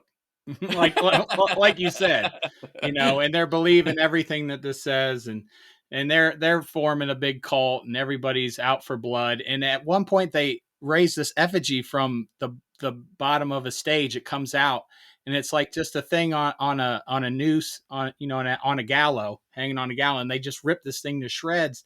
And all I could think about was June 6th, Yeah. dude. Like January 6th. or January 6th. Sorry. Yeah, now I know what you That's mean. all I could think about. I was like, holy fucking shit. Crazy, and then there's right? this one quote that I saved here. It says, somehow the Nazi ghost never seems to die within man. It marches with insane pride, respecting nothing, taking everything, and ignoring the pain of others. So I was just like, God damn, like this fucking shit. It's like you said, this Nazi fucking shit just never dies. This mentality, Yeah. to fucking just hate. And dude, I don't know how people don't see what's fucking going on right now, as they're currently trying to freaking change voting rights to where they shot that down today, Senate. No, the Republicans did. Yeah, they shot down the Voting Rights Act. Yeah, so they have to go try and do it Which, again. Again, why doesn't that trigger people to be like, why would somebody vote against voting rights? Why would Donald Trump sue to seal records of things he said? Right. Like what? Right. Like, to me, these are the things conspiracy theorists should be latching on to. Right. These things beg certain questions, and they're not asking them. Right. They just. I think Rob is sleeping. Are you sleeping? No, I'm listening intently, dude. And now, if they get their way, they can change the outcome of the elections. Now, certain states. Yes. Like, what the fuck? How do you not see what's going on? This is Trump fucking madness. He succeeded in so many ways in convincing people our electoral system is flawed, and it's not. Yeah, it's never been an issue until he lost. And so many people believe that. They get behind that. They're gonna we're gonna lose the fucking House, fully lose the Senate. Oh, we're screwed. Yeah, dude, you got to get out and vote this midterm, please. Yes, I don't know what to tell you. I've been telling Steve forever. Hopefully he'll vote. He hasn't failed you yet. Yeah. Yeah. This will be the first midterm you vote in, right? Yeah. Yeah. Wow. See, and you're how old? Hey man, don't shame him. He's I know. And what's sad is it probably won't really matter for us, but you got to do it. Right. Everybody's got to do it anyway. You got to show up. Well, that's why that's why I voted this last time, because these last 4 years that it happened, I was like, holy shit, I had no idea. But this has been happening for a long time. I know. I just read something from the mid '60s. I'm like, Jesus Christ, why can't we take care of this shit? It's because you never voted in the midterms. Yeah, and it's because money. It's all your fault. Yeah, you did this. You did this, dude. You just see how you made money. This. You see how money and power just controls everything. Rob is Ducard in Batman Begins, and he's like, he's telling you that it's your fault. He's like, it's your father's fault, and you're like, what? It's all your fault. Failure to act. That's will is everything. Yes. Yeah. I have no hope though. I apologize to everyone. Like, it is my fault. Like, I should have been out there telling people years ago. Like, I'm sorry. What are you gonna do? Just move forward. You've learned. But the people that are always like, you need to vote, you're voting wrong. You're totally voting wrong. Shut up. Also, we're pretty sure we're going to overturn your votes going forward. Right. Because you voted wrong. Glad you voted, but it means nothing because we're going to overturn that. Did you guys get that? What's that? Bill Myers? What's his name? Bill Maher? HBO guy. Bill Maher. Yeah. Shut up. You speak, Bob. Nobody knows. Did you get that video I sent you? Did you watch that? Which one? The one about what's going to happen in 2024. Oh yeah. Wasn't that crazy? I'd actually seen that. That was very detailed. It was, like, and I could see that happening. Yes. Ugh. Yep. That's kind of the course that we're on right now. Wow. Without trying to sound like Chicken Little or whatever, yeah. But well, I'm not saying it's going to happen, but I didn't. You realize how easy it is to happen. And how all the steps happening are taking with these place governors. Yeah, and everybody's like, "Don't worry, democracy held." And sorry, go ahead. You froze. I'm sorry. I didn't know you were talking. Who, me? Oh, yeah. We're talking to you because we're on the same. Oh. Did I interrupt you? I'm sorry. I don't even know what happened. So you didn't leaped forward in time. Yeah, we couldn't hear anything you just said. Oh, I don't remember what I said. I already forgot. Wow. Well, what I was saying is everybody's like, it's okay, our democracy held. And I'm like, yeah, just barely. this And they're time, currently doing everything they can to make it fall right? apart. Yes, And nobody fucking sees this. It's like, I don't know what they're fucking, I don't know what they're thinking. like with what the governors are doing, with uh, how they're gerrymandering districts more, and changing the rules of who can vote and everything like that, and all the requirements you need. These are all Republican governors, and they're all changing all these rules.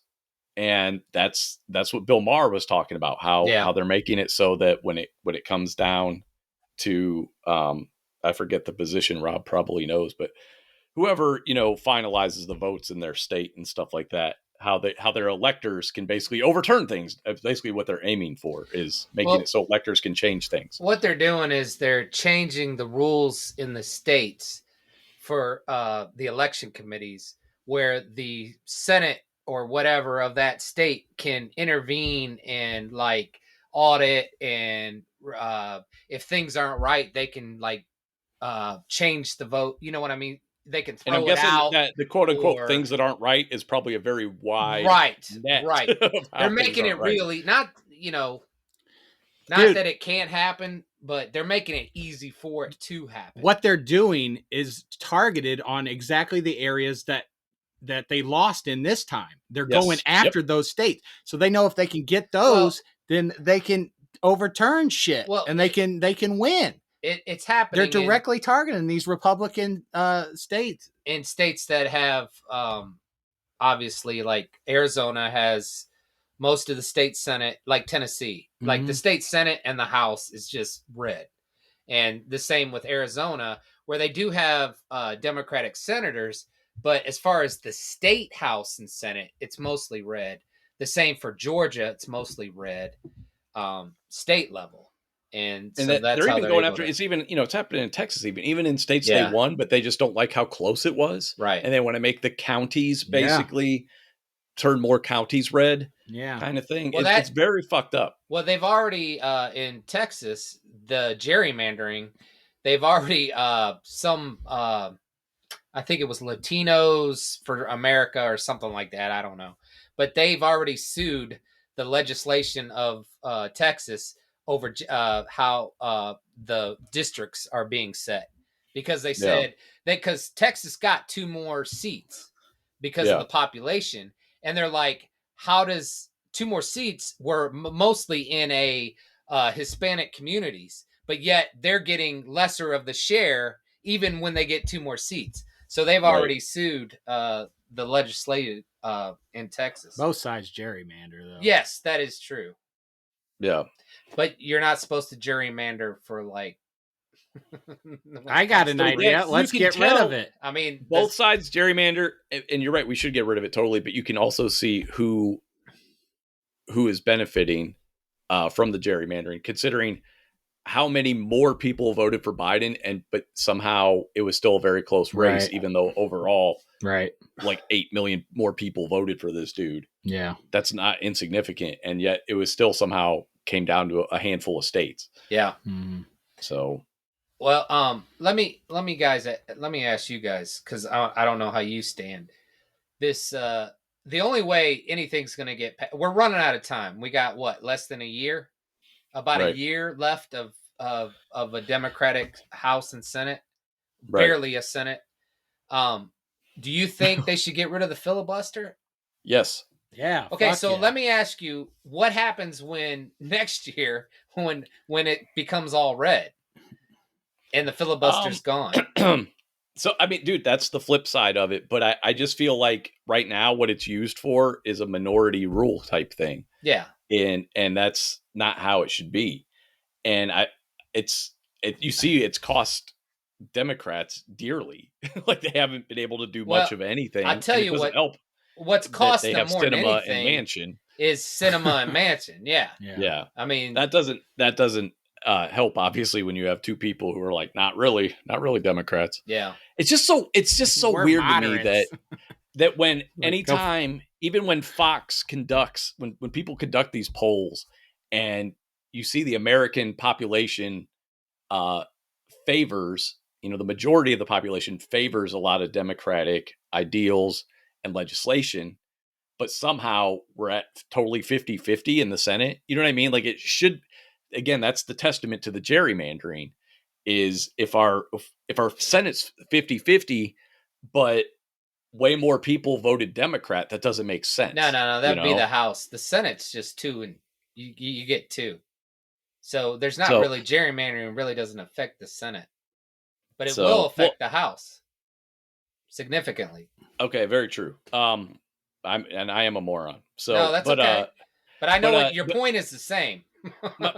my point. Okay. Aside from the gerrymandering, the fact that the Senate is even split 50-50 though doesn't make sense to me. If people are you know what I mean? If every time they do a poll, it's like 60-70% are like, yes, we want healthcare, we want this and that. It hurts states like California and New York that have a population of 80 billion people or whatever, and you still only get 2 senators. That's your point. Right. Correct. Right. Yes, and that is true. Yes, we don't have true representation in the Senate. That is correct. Thank you. I am a political moron when it comes to the technicalities. No, I know what you were talking about. But yeah, but it just Dude, what's fucked up is 23% of the country gets 60% of the fucking representation. Like it's like Shawn saying, it's minority rule. Like, what are we fucking doing?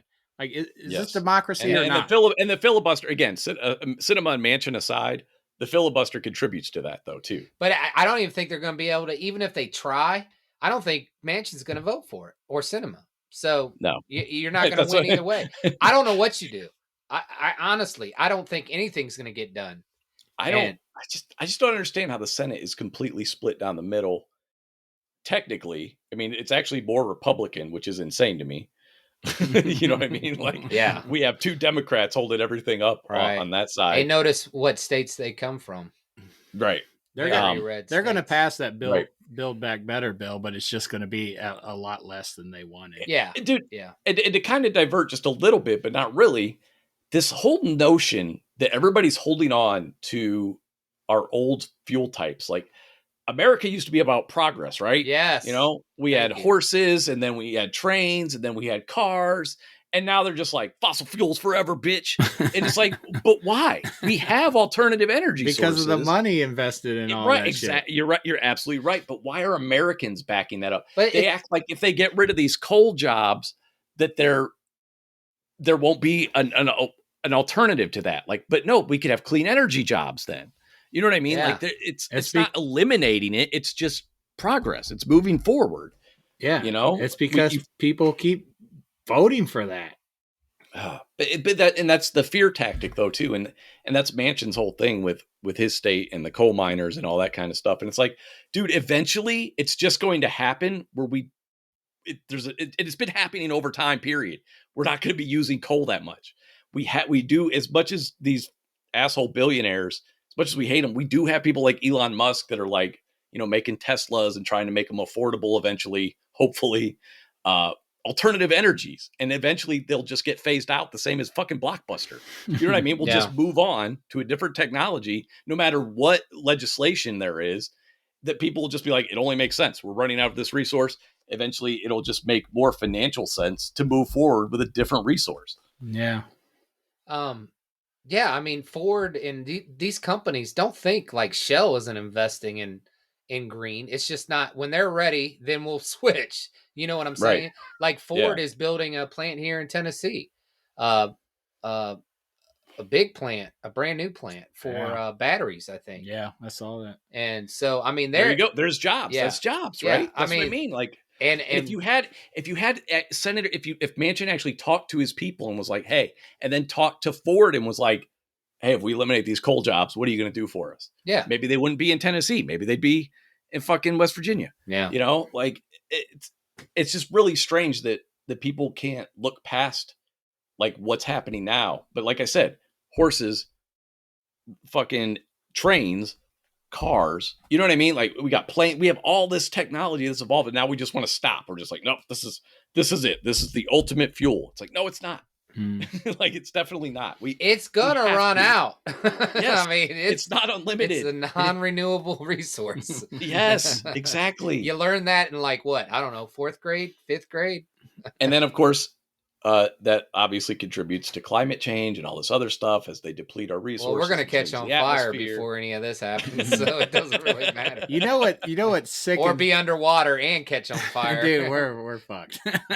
You know what sickens me is people that were, during the January 6th, they were against Trump. Now they see that if you are not aligned with Trump, you will lose your job. So they are completely reversing their roles and siding with Trump because he's best for them to stay. Right. Like some 80-year-old fucking senator from West Virginia just flip-flopped, Yeah. And he comes out there with his old ass and he's talking about, Trump, get behind Trump. Even though, like, on January 6th, he's like, he is the worst thing for our country right now. Completely flip-flop. I'm like, dude, do you guys have any integrity whatsoever? The only ones that are sticking to what they're saying usually aren't rerunning. They're not running for re-election. Look at what's the guy from Arizona? When this all started, at the beginning of his term. That's what I'm saying. This guy from West Virginia is up for re-election. Yeah. So he's got to say everything he's got to say right The there. ones that you see stick to their principles aren't running again. It's sickening. Like, I don't know about I think Liz Cheney's actually going to run again, but that reminds me though too, we really need fucking term limits for these motherfuckers. Like, that would solve a lot of the problem. Judges the same way, but agreed. you're never going to be able to rewrite the constitutions and some of this shit. No, it's just there's no way. They can't even make Puerto Rico a goddamn state, or DC can't even get electors. Right. DC can't even, like, that makes no sense. Isn't that crazy? That's insane. Yeah. Well, that's what they were saying. Like, the Constitution works best when when both sides see the lunacy and work together. Well, but you got one side that's completely like on board with it. Well, that's like what are you supposed to do? That with Nixon, what happened was people were like, "Oh, this is fucking wrong." Right. But nobody has any shame anymore. No, nobody. Dude, look at Gates. Like, he's still fucking doing fine. Look at Trump. You ain't got no fucking shame. You can't shame someone if they got no shame. He just shat all over Powell, too. The guy just died. Yeah, I saw that. It's like, Jesus Christ, man. You're an ex-president. He was a Republican. Yeah. He was a Republican. And these are the people representing the Christians.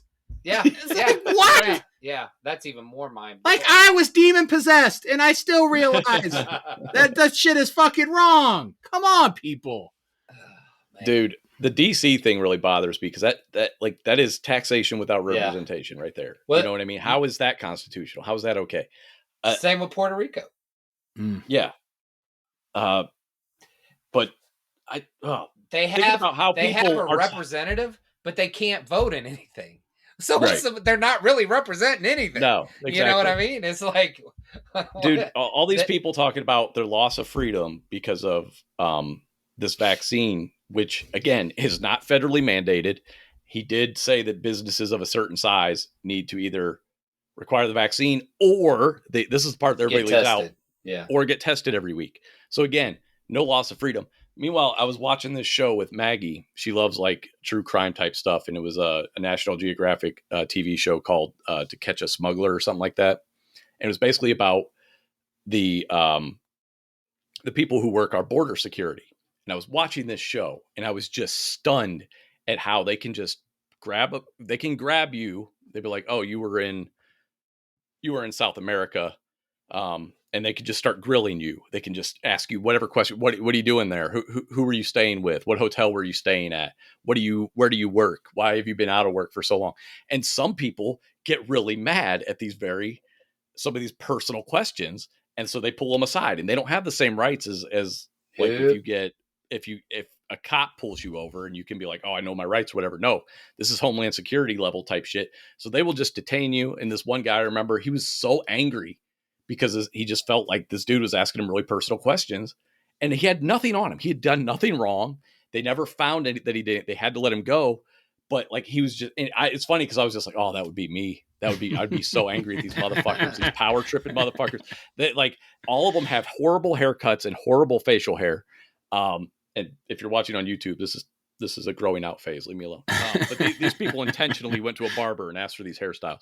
And all I could think is like, this is where we've lost freedom, is how there's so many illegal drugs, how they can treat you if you have illegal drugs. It's like, that's a loss of personal freedom right there. And you're not fighting for that. You're not fighting for your right to shoot up heroin. Why not? Like, that's because they're not fighting for the right to be free. They're just doing what they're told. They're being sheep, and they'll be like, oh, if you have to get this vaccine, you're a sheep. And then I looked up, I was like, is there precedent for an actual vaccine mandate? And it goes back to the Spanish flu, 1918. 1800, yeah. And it's before that. Yes, but this was the or whatever the great pandemic of 1918 was, or whatever that was. Yeah, that was Spanish. That was the Spanish flu. You're right. Okay, but there's anyway, actually an earlier one, I think, from the 1800s. So, states, not the federal government, states issued mandates for vaccines, and the Supreme Court held this up. And this is totally paraphrased, but basically what they said was, one person can't decide that their decision about personal freedom is more important than the health and safety of those around him. This is a Supreme Court decision. Yeah. That is held up. It held up again as far as people having to get vaccines and stuff. Yeah. This has happened before. And I think now I do have to put myself in the headspace of these people and say that, okay, maybe they think if the government says you have to put this in your body, next thing you know, you have to put something else in your body that is like, crazy, that, some sort of mind control device or whatever. They already think this one is anyway. So maybe that's it, but I don't. So I actually kind of agree with that. I don't like being told you have to do this, but I'm also not being told that, first of all. But second of all, we've done this before, again, for the health and safety of others. It's not about the one person in this particular situation. It's about the greater good, as they would say in Hot Fuzz. Right. Like and for people to not look at it that way and to just be like, oh, I'm losing my freedom. It's like, no, you're not. You can go to work. You can get vaccinated, or you can not get vaccinated. You don't end up in jail. They don't fine you. You can get tested, or you can just quit your job, or you can get fired. That's a lot of choice. Yeah. That's not a lot. You know what I mean? It's the same thing though. Again, going back to drugs, like your employer also says, if they can drug test you and fire you at any time. If you smoked weed a week ago and they test you today, they'll fire your ass. That's a loss of freedom. That's a loss of personal freedom. You haven't done anything. What happened? No, we're laughing. Yeah, we agree.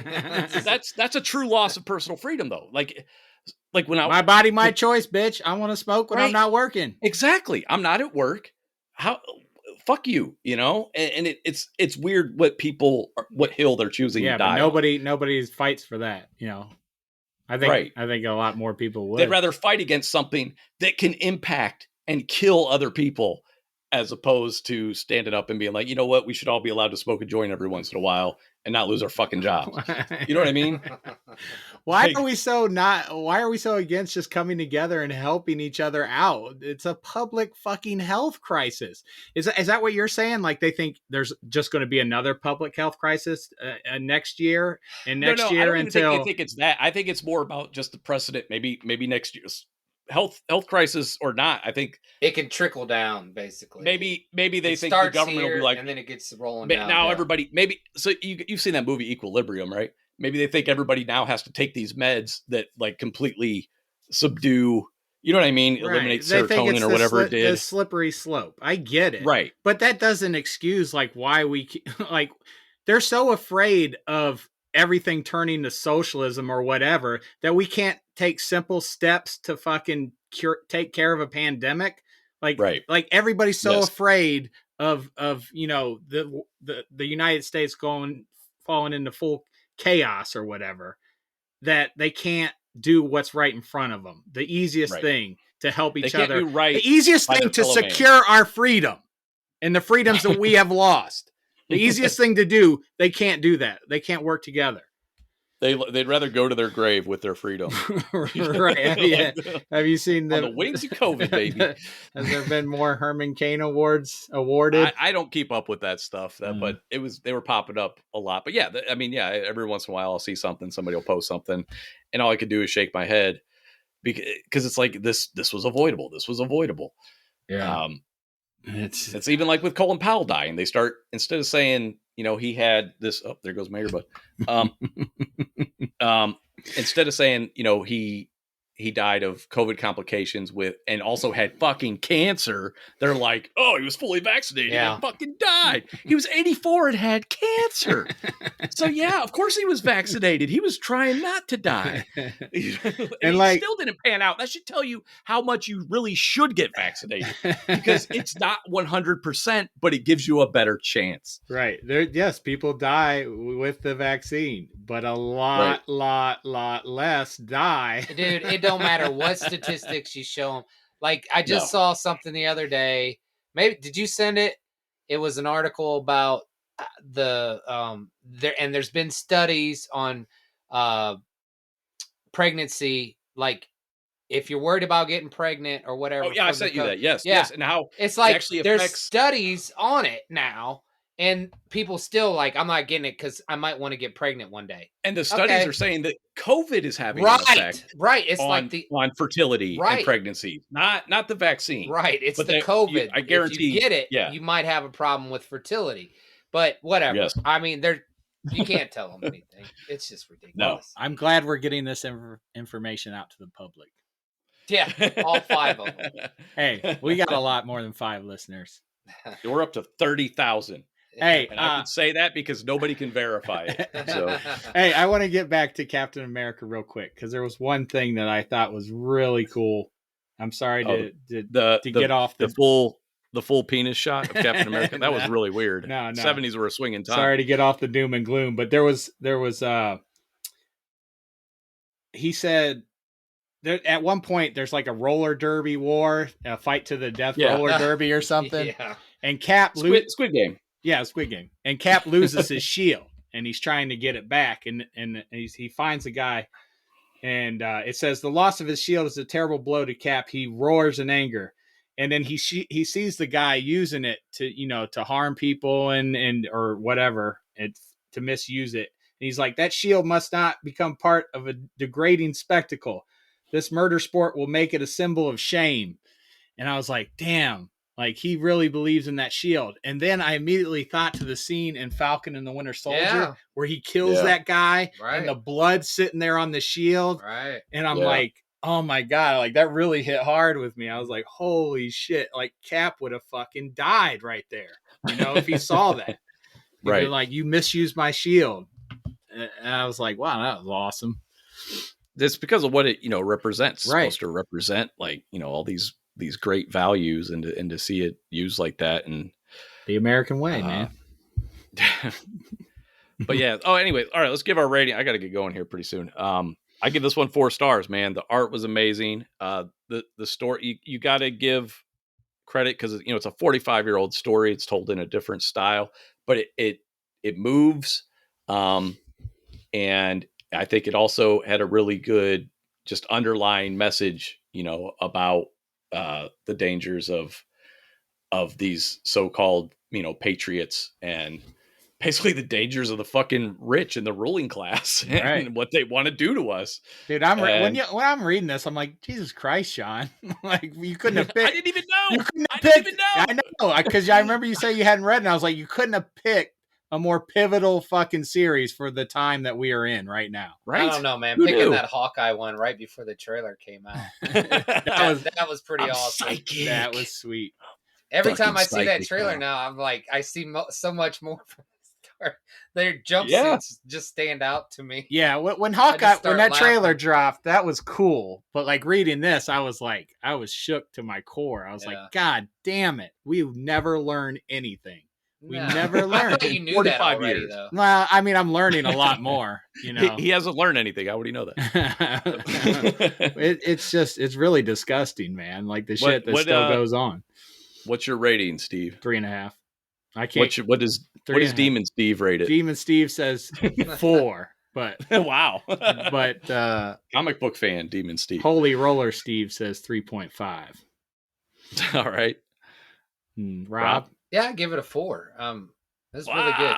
But I would give it a 3.5, but because you have to know when it was written, right? And then if you take that out of it, then it's a 4. You know what I mean? Because it's a different. It's kind of like times, me when I watch when I watched Jaws, because I didn't see it when I was little. Yeah. I saw little snippets of it, but I watched it finally like this year or last year. Yeah. And I could appreciate it for what it was. Right.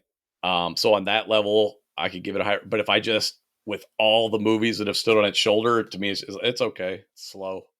You know what I mean? Like it's like very slow. You don't It realize how is. slow it is. And it's like Steven Spielberg himself topped it with Jurassic Park, in my opinion. Yeah.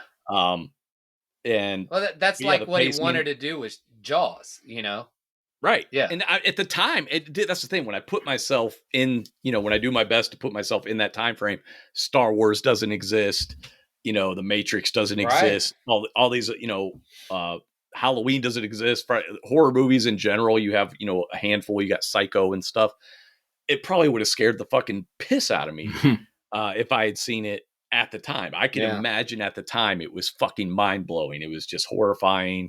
And the John Williams score and everything, but seeing after so many years, and when it's over 40 years old, and I've seen bits and pieces, and it's been parodied to death and everything, I can't help but let that impact me. And so it just has an impact whether I want it to or not. Even if I'm trying to be 100% objective, and it's 1975, I'd probably say it's a 4-star movie.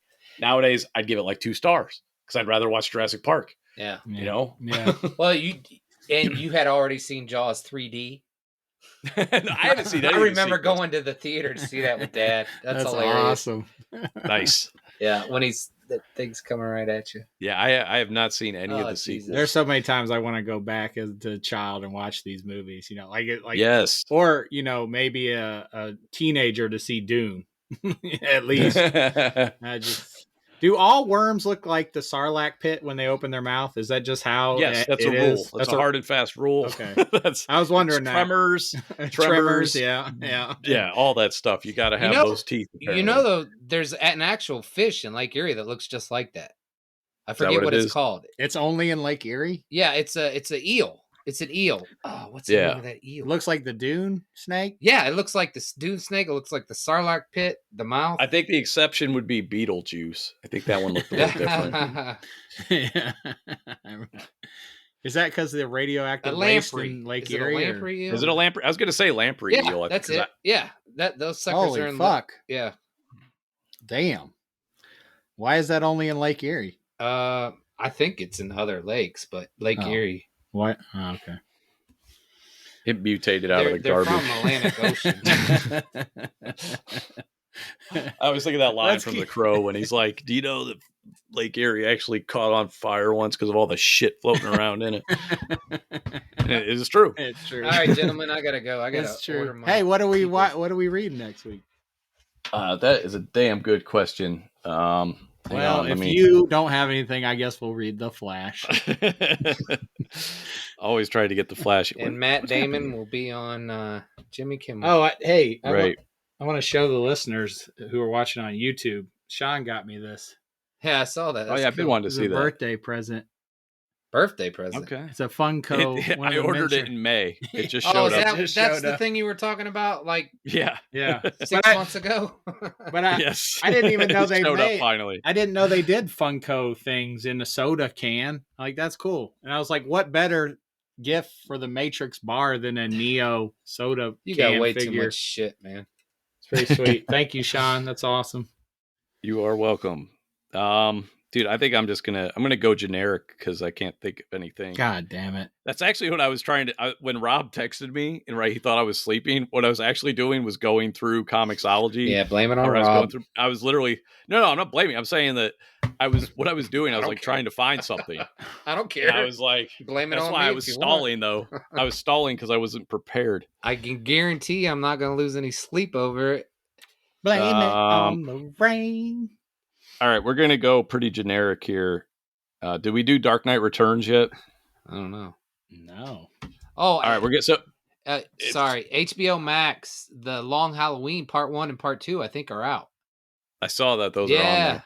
Yeah. I haven't watched them yet. That was a good comic. Sorry. Yes, it was. I'm glad you liked it. So we're going to do Dark Knight Returns and The Killing Joke. I've read The Killing Joke. No, I saw the Uh, cartoon. Yeah, you watched it. Come on now. You've never picked up a comic book to read unless I told you. Wait a minute. How long is The Dark Knight Returns? That's a big, thick It's book, it's isn't it? it's 4 issues. They're oversized. I mean, they're like supersized issues. Killing Joke is a standalone thing. They're not related necessarily, but to me, they kind of go hand in hand. I've seen both of the. So you can read them in either I've seen order. both of the animation. Yeah. So I'd much anyway, rather watch the movie than read the book. I'm sorry. you got to read the books. They're better. Especially the Killing Joke is a lot better than the movie. Is it? Yes. Shawn got me The Dark Knight Returns. That was the first comic book he ever got me. So yeah, it's not a lot. There's really 5 issues. He gave me that Hawkeye one.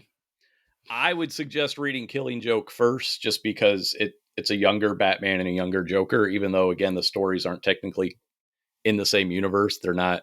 They're kind of like Elseworlds tales, I guess. But yeah, Killing Joke, Dark Knight Returns.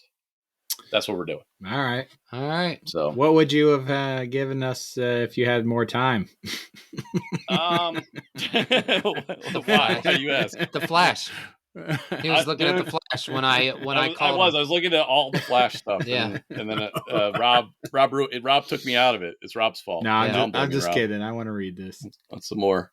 Dude, that's so fucking. Is that the Thing's one from huge. Walmart? So no. I do have that. This is like a 1/6 scale Mondo. I gotta go. That's much nicer. Rob's out. You're showing action figures. All right. I'll see you. Let's get out of here. No, that's all right. See you, Rob. Yeah, I was answering your question though. I would probably pick the Ninja Turtle story. I seriously gotta go. I saw that. You could go. We'll wrap up without you. It's all right. I just want to say real quick. I saw that reprint you got, the issue 1 of TMNT, yes. signed by Eastman.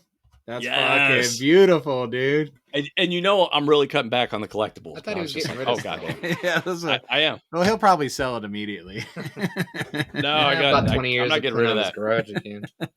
No, that's going on the wall, baby. Yeah, that's nice. I gotta go. All right, see you, man.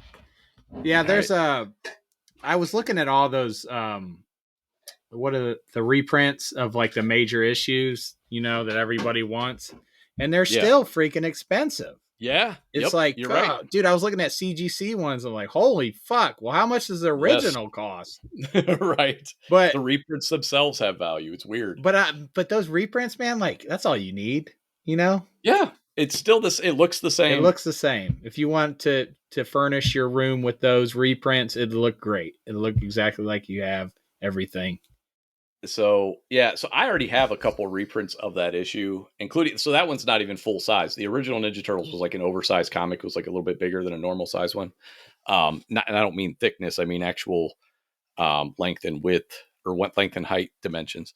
So I already have some, but the opportunity to get one signed by Kevin Eastman, was like, yeah, I'm gonna need that. Yeah, that was nice. I'm gonna need that, and that's one of those things. Like, I'm not selling that. Like, I still have tons of stuff I'm getting rid of, but like there's stuff I'm never ever getting rid of too. Yeah. So that's fucking fantastic.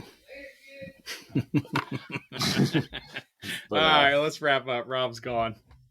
All right.